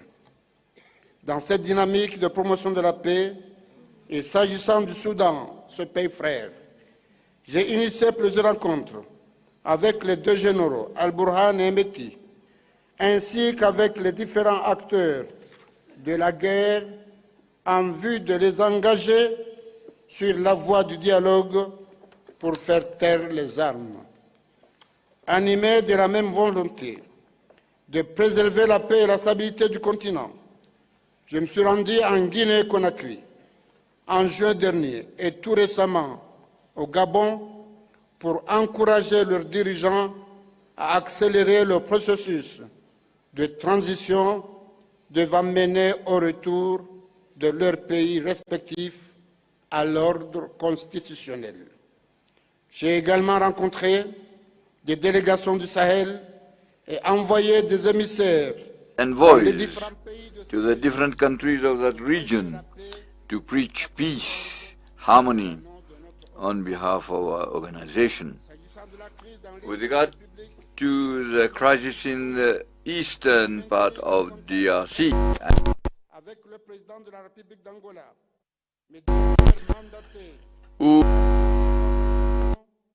et j'ai eu l'honneur de présider le sommet quadripartite le 27 juin 2023 à Luanda en présence des organisations régionales et des pays des Grands Lacs visant à trouver des solutions appropriées à la résolution de cette crise. En début de ce mois de février, lors du sommet de haut niveau de l'Union africaine sur la Libye, the African Union on Libya, held in Brazzaville, under the chairmanship of our brother Sassou Nguesso, president of the high-level committee, and I reaffirmed the imperative need for bringing peace to this great country of our continent so that we could restore peace and stability and development in that country. Peace in Africa depends on peace in the rest of the world. Some of my colleagues and myself, African leaders, we went to Ukraine and to Russia last June in order to convey the message of mediation of Africa in the conflict and dispute that opposes the two countries and the negative impact on our economies. I supported on behalf of my country the initiative taken by South Africa, and once again I want to thank and encourage President Ramaphosa, the International Court of Justice, to denounce the genocide which Israel is committing in Palestine on our nose. The international community cannot close its eyes on the atrocities that are committed, which has not only created chaos in Palestine, but also has disastrous consequences on the rest of the world. Indeed, what is happening there. Thus, I would like to call upon our Assembly to contribute, to put an end to the sufferings of the Palestinian people, and to continue to support the efforts aimed at establishing two states, Israel and Palestine, living side by side in peace and stability. Honorable Prime Minister of Palestine, rest assured that African Union is with Palestine and will support Palestine for its unity and its dignity. As you know, in 2023, the Union of the Comoros took over the mantle of the chairmanship of the African Union and placed it under the theme of acceleration of the implementation of the African Continental Free Trade Area. And in this context, I carried out an advocacy with the countries that had not yet ratified the AFCFTA agreement by sending envoys that made it possible to accelerate the process of their acceding to that process. We managed to increase the number of the countries in the new initiative and guided trade initiative. In addition, efforts have been made and results obtained in the ratification as well as the application of the tariff offers to the Secretary General of the AFCFTA. Furthermore, the Secretary General of the AFCFTA had done us the honor of visiting Moroni, and it was an opportunity to discuss the very basis of the functioning of the AFCFTA, destined to make African countries and the private sector contribute effectively in the trade environment established within the framework of the AFCFTA agreement. In the activities, I also made the advocacy in favor of increasing investments, public and private investments, and particularly in the area of infrastructure and the reform of the international financial institutions. In this regard, I want to commend the remarkable work done by the President of the African Development Bank, our brother Addis, whom I ask you to applaud, who has left no stone unturned in order to support the African members, African countries, through the promotion of infrastructures and innovative infrastructure. Excellencies, ladies and gentlemen, the term as chairman of the African Union has been an opportunity which has been a lever for us to encourage the consideration of the potentialities on the vast maritime areas and the continental exclusive zone, so that this continental vision could be inclusive. Agenda 2063, whose second 10-year plan will determine this blue economy as being the new frontier, the new border of African Renaissance. In this perspective, in Moroni we organized a ministerial conference on blue economy and climate action in June 2023. The Moroni Declaration adopted on that occasion, in fact, pleads for common large-scale action that will highlight the various contributions to the island states as well as the coastal states, or the development of our continent. This declaration has been taken into account at the first summit on climate held in Nairobi in 2023 and in COP28 in Dubai. And I want to say that 2023 has been decisive for our continent, because peace and Africa's agenda has been presented everywhere. Africa that wins, Africa that we want, and also the admission of African Union in the G20 is also a success. And this augurs well for the prospects of our continent, in the sense that Africa henceforth forms part of world economic governance. This raises a lot of hope as regards the legitimate claims of Africa to be considered to have a permanent seat in the UN Security Council.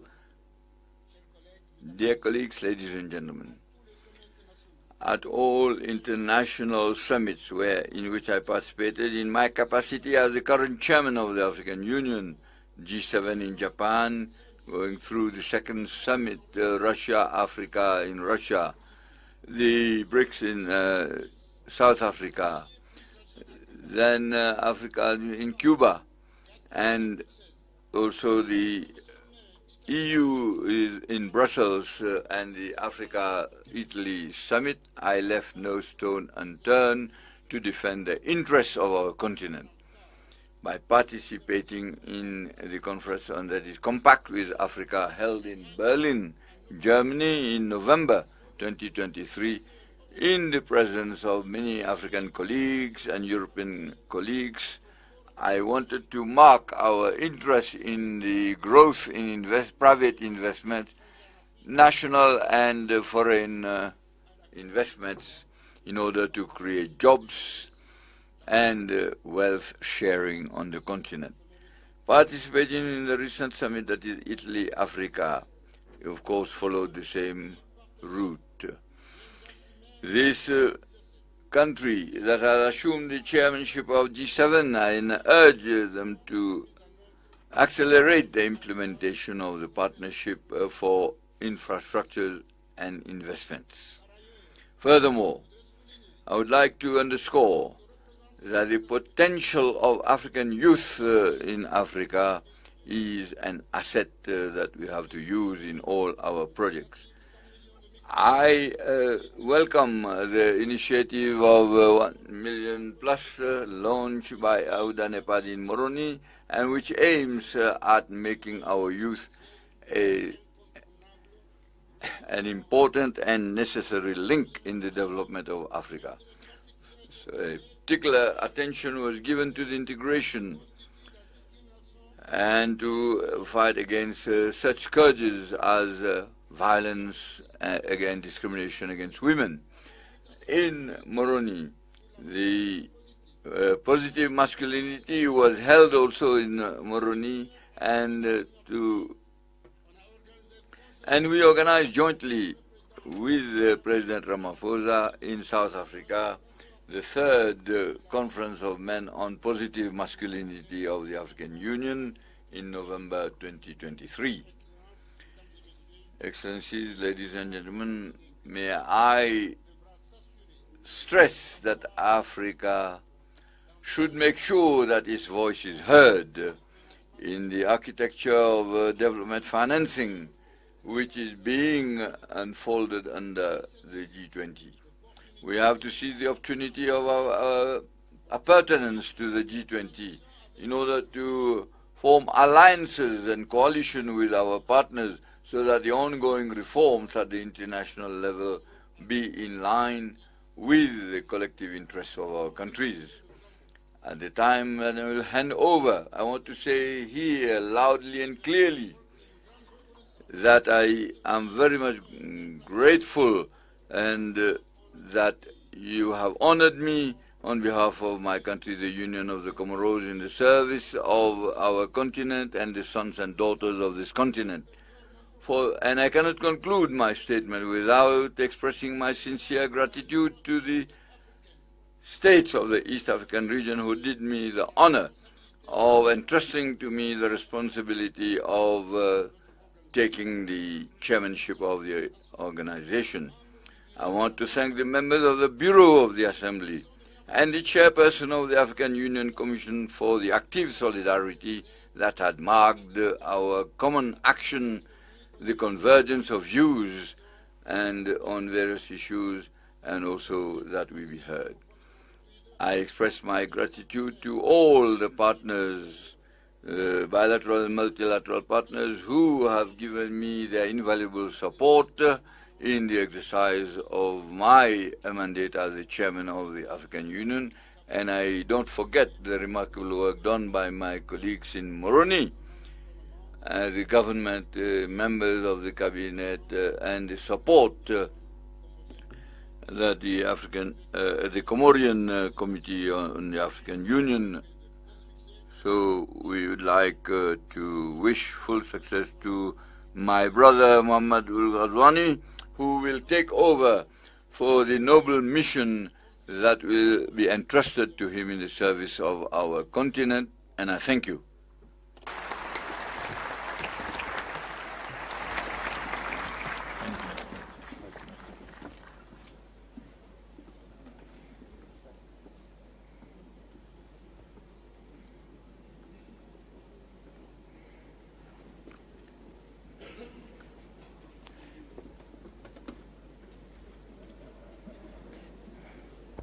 Thank you, Your Excellency, for your statement. We will now proceed with the announcement of the new Bureau of the Assembly. May I invite Ambassador Yusuf Manduha, the Ambassador of the Comoros, the Ambassador of the Union of the Comoros, and the General Dean to come to the podium and announce the new Bureau of the Assembly. Your Excellency.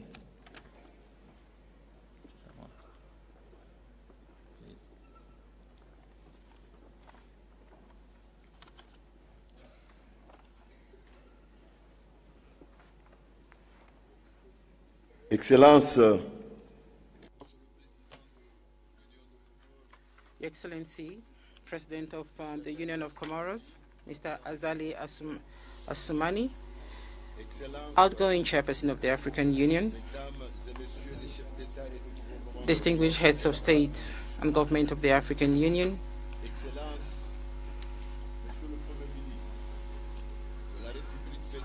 distinguished Prime Minister of the Federal Democratic Republic of Ethiopia,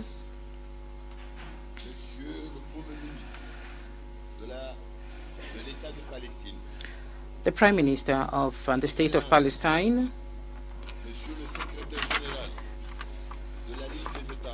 the Secretary General of the League of Arab States,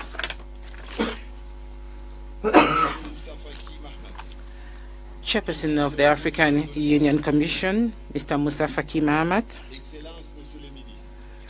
Honorable Ministers, apologies first,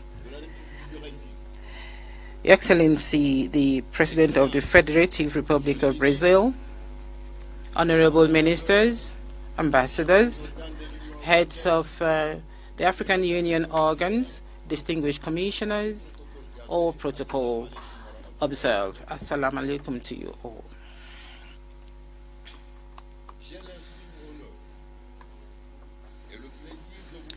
It is my singular pleasure and honor to present to you the new composition of the Assembly of the African Union for the year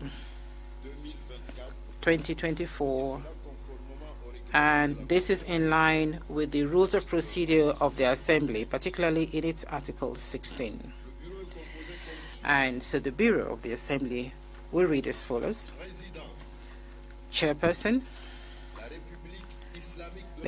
the Islamic Republic of Mauritania.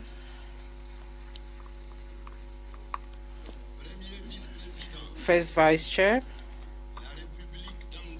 the Republic of Angola.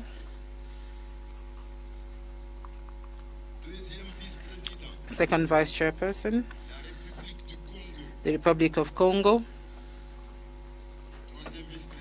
Third Vice Chairperson, the Republic of Ghana.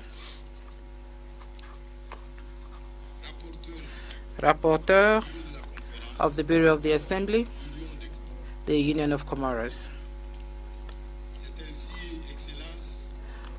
So, Your Excellencies, this is the composition of the new Bureau of the Assembly for the year 2024, and I thank you. Thank you, Thank you, Mr. Ambassador, for the announcement, and I have the honor and pleasure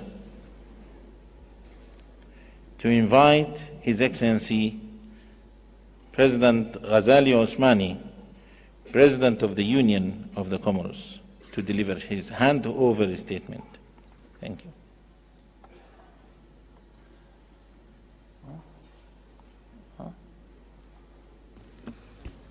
Merci beaucoup, Monsieur le Directeur.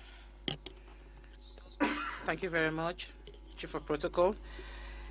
Ladies and gentlemen, on your behalf, allow me to first of all extend our warm gratitude to His Excellency Mr. Mohamed Ould Ghazali, President of the Islamic Republic of Mauritania, for the new mission that has just been passed on to him as the incoming chairperson of the Union. May I also wish the entire Bureau of the Assembly full success, and I know that the composition is an outcome of consultations in line with our rules of procedure. Rest assured that I stand available to work with you throughout the following 12 months for the entire year, so that we can together work to attain our objectives, and also to make sure that we put in place a resilient education system, which is the theme of the year 2024. So it is on this note that I'm going to hand over this position as the chairperson of the African Union for the year 2024 to our brother Mohamed Ould Ghazali, the President of the Islamic Republic of Mauritania, and I wish him Godspeed and good luck. Please, Mr. President of Mauritania, take the floor, take your seat here on the podium. And now, I now call His Excellency President of the Islamic Republic of Mauritania, the new chairperson of the African Union, to the handover ceremony. Thank you.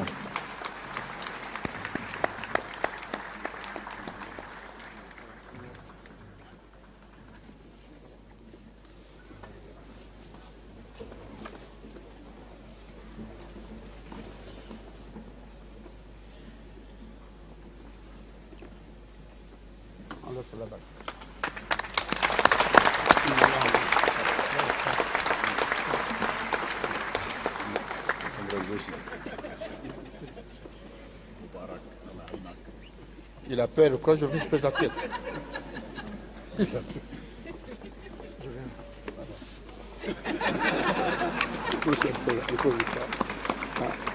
Assurez-vous de ma fidélité. Merci beaucoup. Je m'invite à vous accompagner sur l'âge de cette mission. Tu ne vas pas me donner le drapeau? Ah, je l'ai pas. Non, non, je vais le mettre moi-même.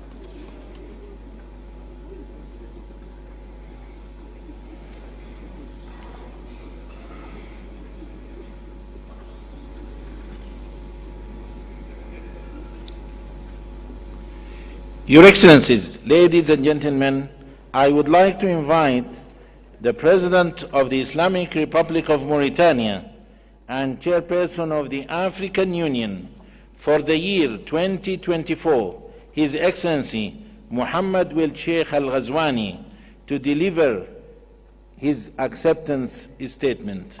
Please, Your Excellency.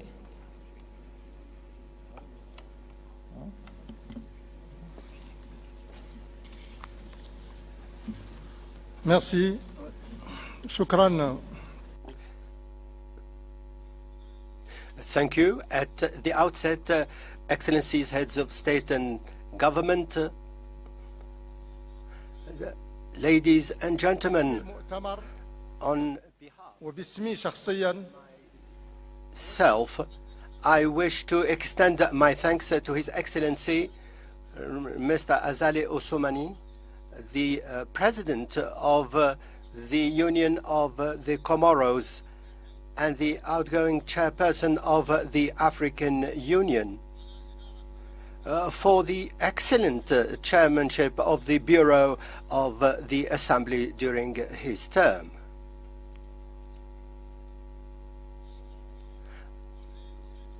I thank you, President Aswan.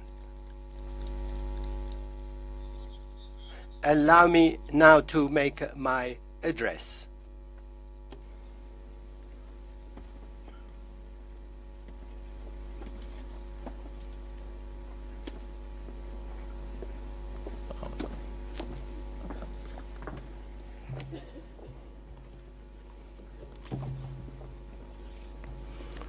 بسم الله الرحمن الرحيم.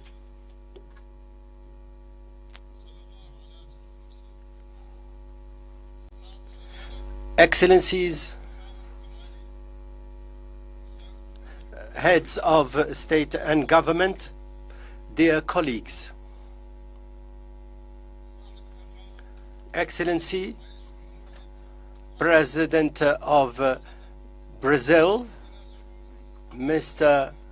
Lula da Silva, Excellency,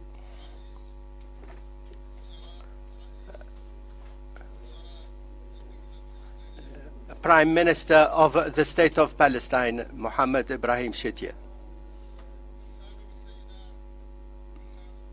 heads of delegation, Excellencies, Ministers, Chairperson of the African Union Commission, Secretary General of the League of Arab States, representatives of international organizations, ambassadors, ladies and gentlemen. At the outset of my address, on your behalf and on behalf of myself, allow me to extend my thanks to the people and government of the Federal Republic of Ethiopia for the hospitality accorded to us that they have always given to us on the occasion of the organization of our various summits in this beautiful African capital. This beautiful city is the cradle of the first institutional expression of our will to integrate. This was initiated by the fathers of the OAU.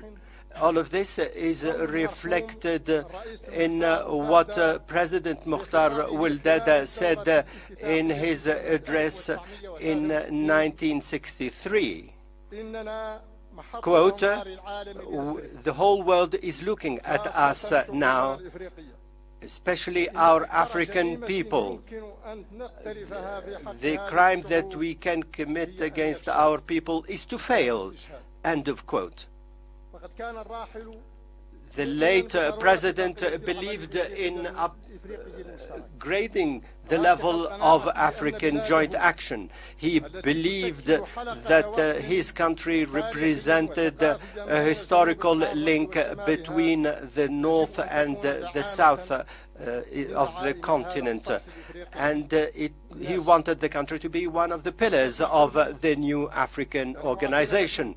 Allow me, dear colleagues, to express to you my respect and my deep gratitude for the trust bestowed in me. I specifically refer to my brothers, the leaders of the northern region, who have honored me as you have done to choose me as the chairperson of this union to serve our union.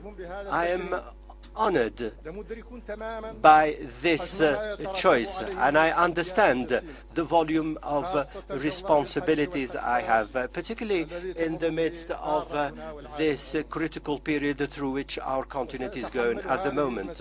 I shall bear this responsibility on the basis of continued consultation and close coordination with all of you. I would like to congratulate my brother and friend, His Excellency Azani Soumani, the President of the Union of the Comoros, for his leadership skills and for the efforts he made to promote the work of our Union to achieve the aspirations of African people. I hail at the same time what His Excellency Musa Faki Mohammed, the chairperson of the African Union Commission, and his team are doing at the moment, along with the various African institutions, in order to play a constructive role to revamp the performance of the Union in terms of effectiveness. Ladies and gentlemen, dear colleagues, what the fathers looked for was what we built together in terms of Agenda 2063. It reflects our plans to develop to create the Africa we want, an integrated and prosperous Africa where peace prevails and where citizens are the leaders of the continent as a power in the international arena. The success of our plans and strategies to achieve this noble goal depends on an effective use of human resources to have an effective quality educational system that is open to new technologies. The adoption of an educational program in Africa to achieve continued and quality education in this year means that this is the right way forward. Education is the starting point for a sustainable development. It is a major support for peace and security. It is based on promoting skills, and this opens up new job opportunities. It reduces unemployment, poverty, and marginalization. Allow me, dear colleagues, to focus here on youths. Youths represent at the moment about 62% of the African populations. The loss of our youths is the loss of our continent. An uneducated youth means that Africa remains uneducated.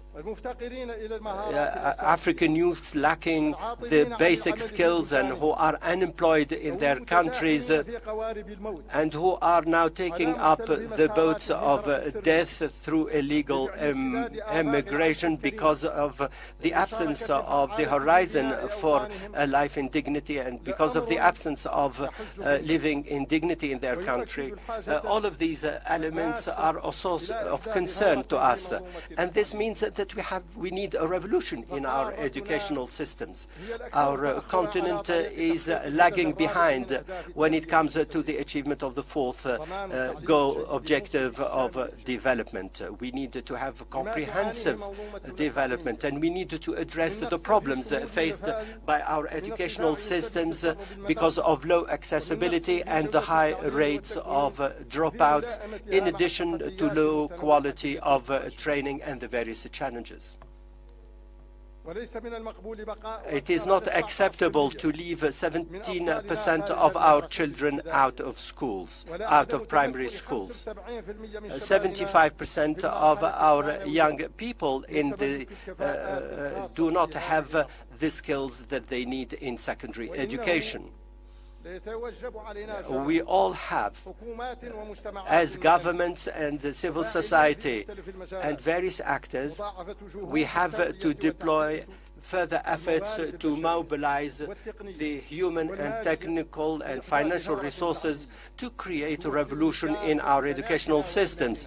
The aim is to provide our girls and boys on equal footing with the same opportunity to have the necessary skills on a continuous basis.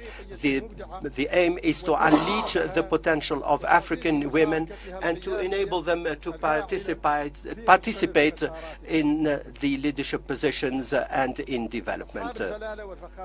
Excellencies, ladies and gentlemen, 10 years ago, the first decade plan was adapted within the framework of Agenda 2063. This is part of the mid-term development plan of the African countries and in REX and in the various regions. 10 years ago, the context was not conducive to development, and crises were multiple. There were health crises, environmental and security crises. All of them have had an impact on increasing challenges and represented major impediments to development. These challenges impeded the implementation of Agenda 2063. However, some promising progress has been made in different areas, such as the development achieved in the establishment of the AFCFTA and the establishment of the first stages, particularly with regard to the promotion of commodities and now the new protocols on investment have been adopted to promote competition. Now we have worked seriously on the digital identification of the AFCFTA and the agreement on the rules of origin. Some promising progress has been achieved in terms of the digital infrastructure and the road infrastructure, and also in relation to free skies. 37 countries have joined the African Common Market on aviation, in addition to the mechanisms and the new partnerships to develop Africa, and also in relation to the development of Auda Nepad. We are now part of G20.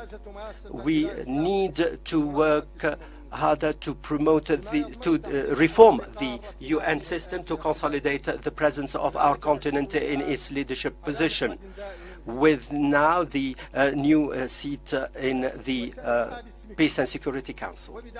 With your support, and we shall deploy further efforts, particularly with regard to the various reforms to create a new agreements on promoting development, and all of this on the basis of flexibility and greater access to funding that should not increase our debt. We also hail the efforts made by the African Development Bank in this regard. I shall work with you to establish in favor of a multipolar system that is more balanced and fair, and which takes into account the interests of the least developing countries, and where our continent has a voice that is heard. The current international system, as it is now, is characterized by bias and double standards at the expense of the weaker and the least developed countries. and this has an impact on the rights and the causes of our continent. To understand the need for this international system to be reformed, we need to look at what is happening in Gaza in terms of destruction and the violation of international legality, in addition to the violation of human rights. The international community is not putting its weight to stop the war and to have a ceasefire and to provide the population with assistance. All of this to ensure the Palestinian people's right to establish an independent state with Eastern Jerusalem as its capital in line with international law. On this occasion, I am proud of the positions of the African Union, which reject injustice and which are based on promoting international law, particularly when it comes to the Palestinian cause. Excellencies, ladies and gentlemen,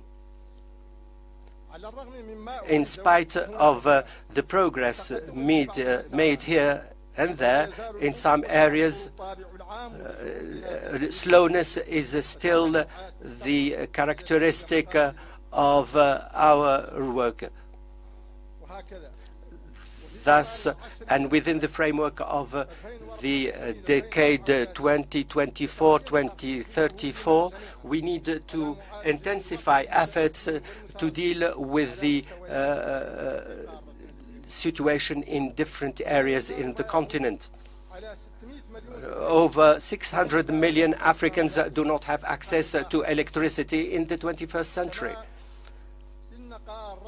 Our continent has over 50% of utter poverty in the world, and it has, whereas it has 25% of arable land in the world. It only contributes 10% to the world agricultural produce. This is a continuous threat to its food security. We all know there is no sovereignty with effective food and systems that are sustainable. The Ukrainian-Russian crisis shows our limited capacity to face the crisis because of the trouble we witnessed in supply chains. Our continent is going through a paradox.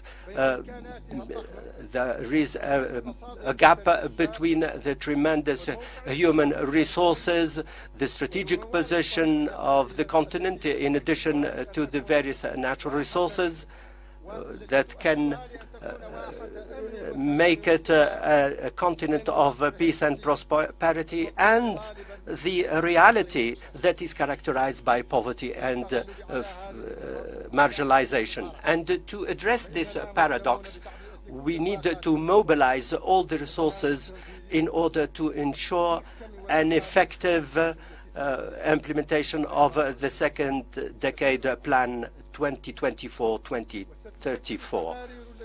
The reports that will be submitted by my brothers, the presidents, and the diagnosis and the recommendations on the establishment of the AFCFTA and the implementation of the infrastructure project in its second edition, PIDA 2, in addition to the programs to promote agriculture and the common energy market. All of these plans will be have an impact on the implementation of the decade plan. The reorganization of the institutions of the African Union will be a lever to achieve these objectives. The effectiveness of the implementation of this second plan depends on our capacity to involve the private sector to implement the various themes of the plan. Excellencies, ladies and gentlemen,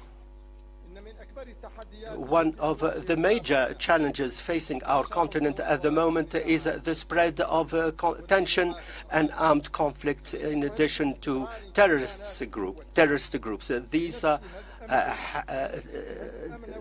these jeopardize peace and security, and they are affecting the social fabric of our communities with a negative impact on the living conditions of the populations.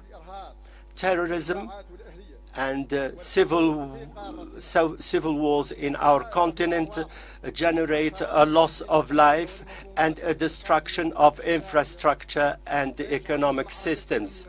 All of this means that the fight for peace and security should be our first priority. We need to work together in order to establish a common peace in the continent through the various mechanisms that are part of the Peace and Security Council, particularly with regard to the early warning systems and the standby force. We also need to promote the level of coordination within the regional economic communities and among these communities. We will not overcome the development challenges alone, and we cannot meet the development and social challenges without building a continental comprehensive policy that takes into consideration security, society, and culture. The Africa we want is the one that works hard to solve its own conflicts without waiting for ready-made solutions from abroad. Through dialogue, it can coordinate and it can find the appropriate solutions to its problems. It is true that we need to expand our partnerships with the various parties,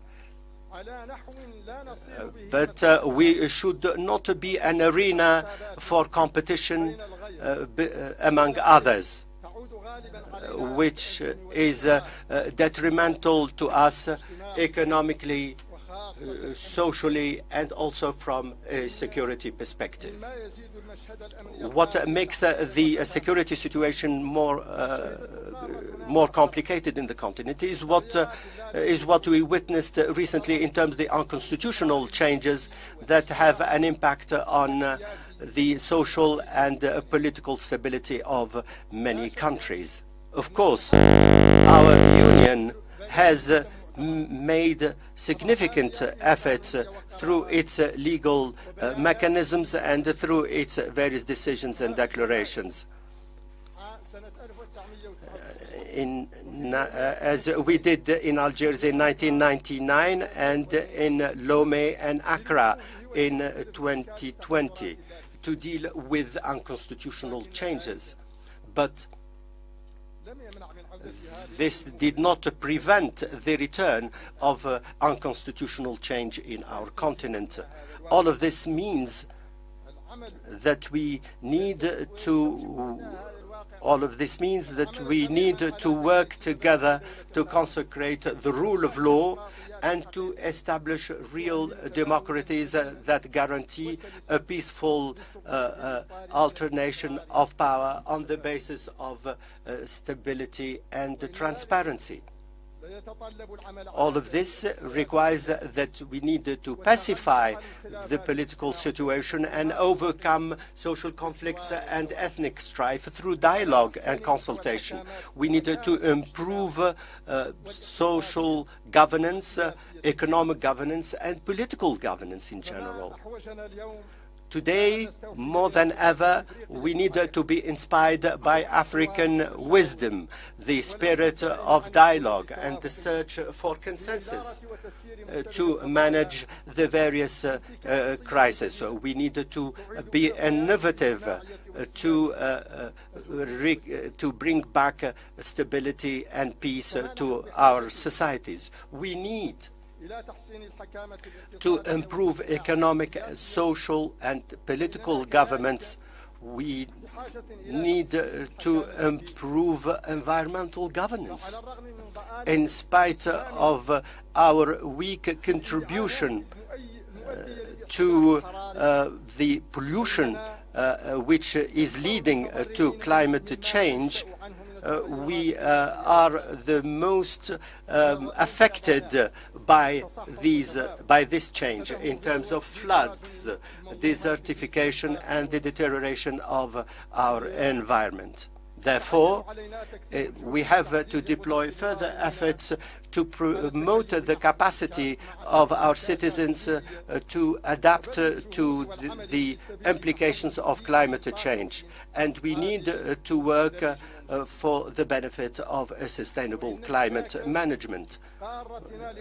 Our continent has a tremendous capacity in terms of green hydrogen. This means that we can meet the challenge of access to energy and industrial transformation in the continent. All of this is possible if we can intensify coordination and partnership in order to mobilize the necessary resources to create a climate revolution by a better use of green hydrogen.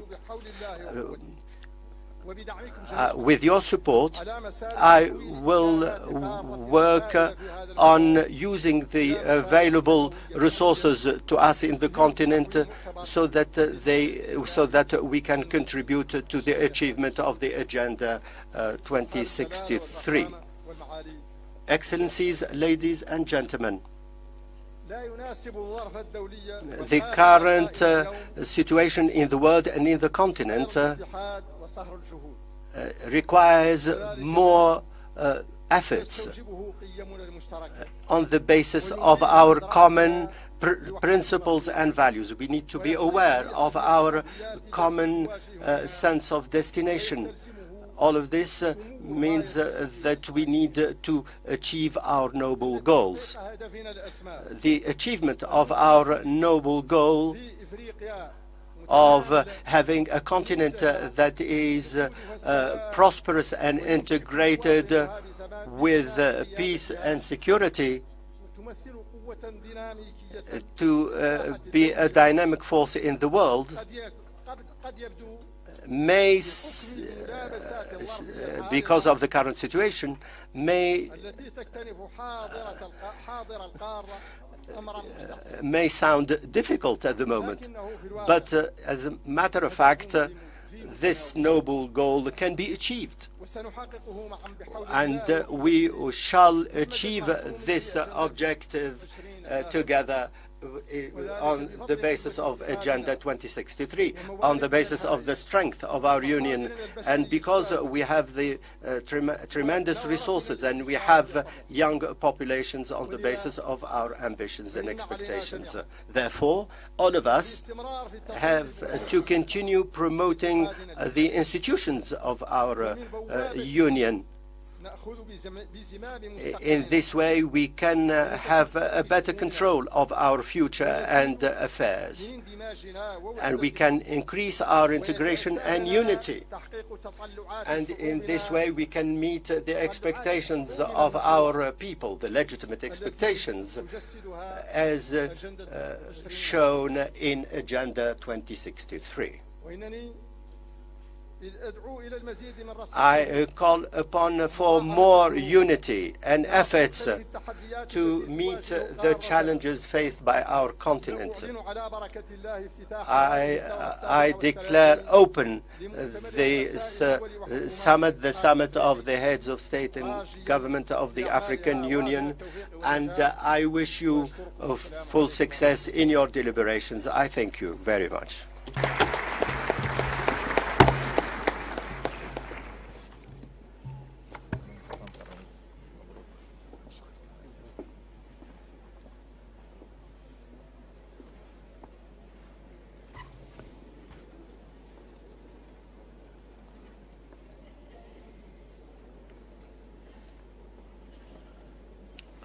الشكر لكم فخامة الرئيس.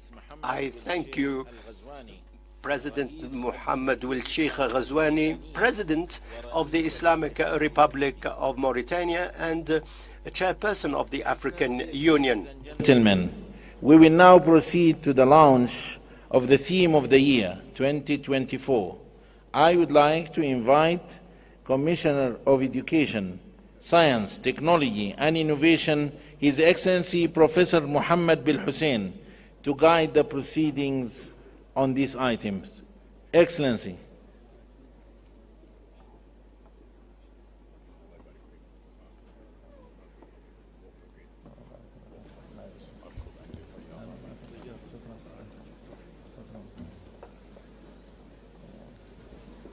Thank you.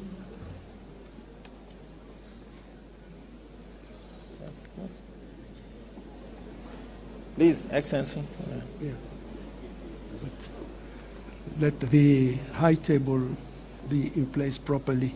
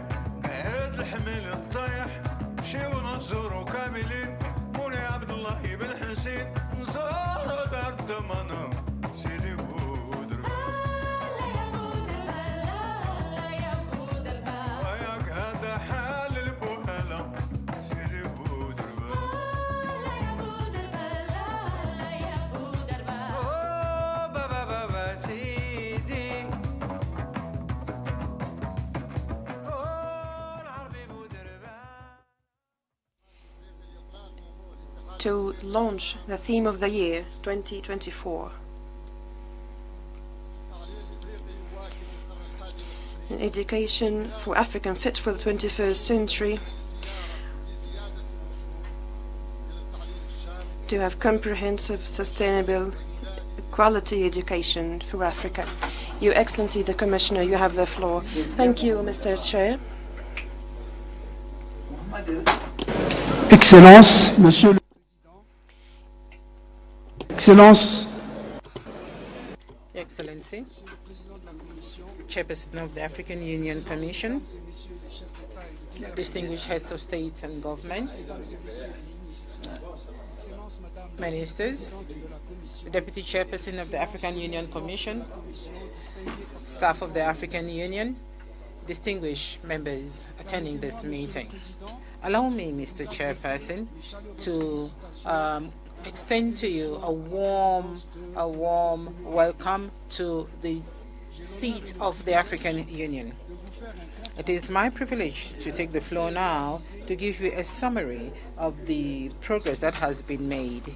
Should I proceed? Yes, please do.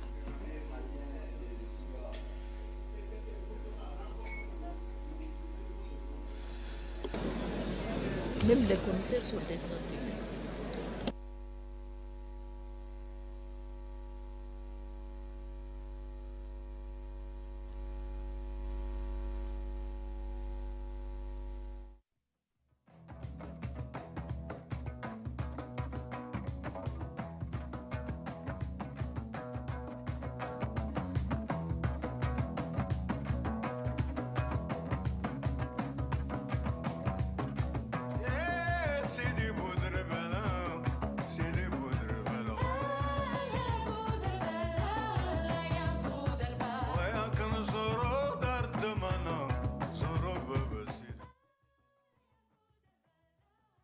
Now,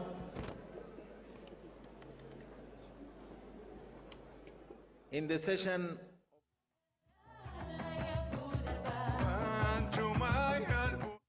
Professor Mohammed Bil Hussein, the Commissioner for Education, Science, Technology and Innovation, is presenting the launch. Please. Try.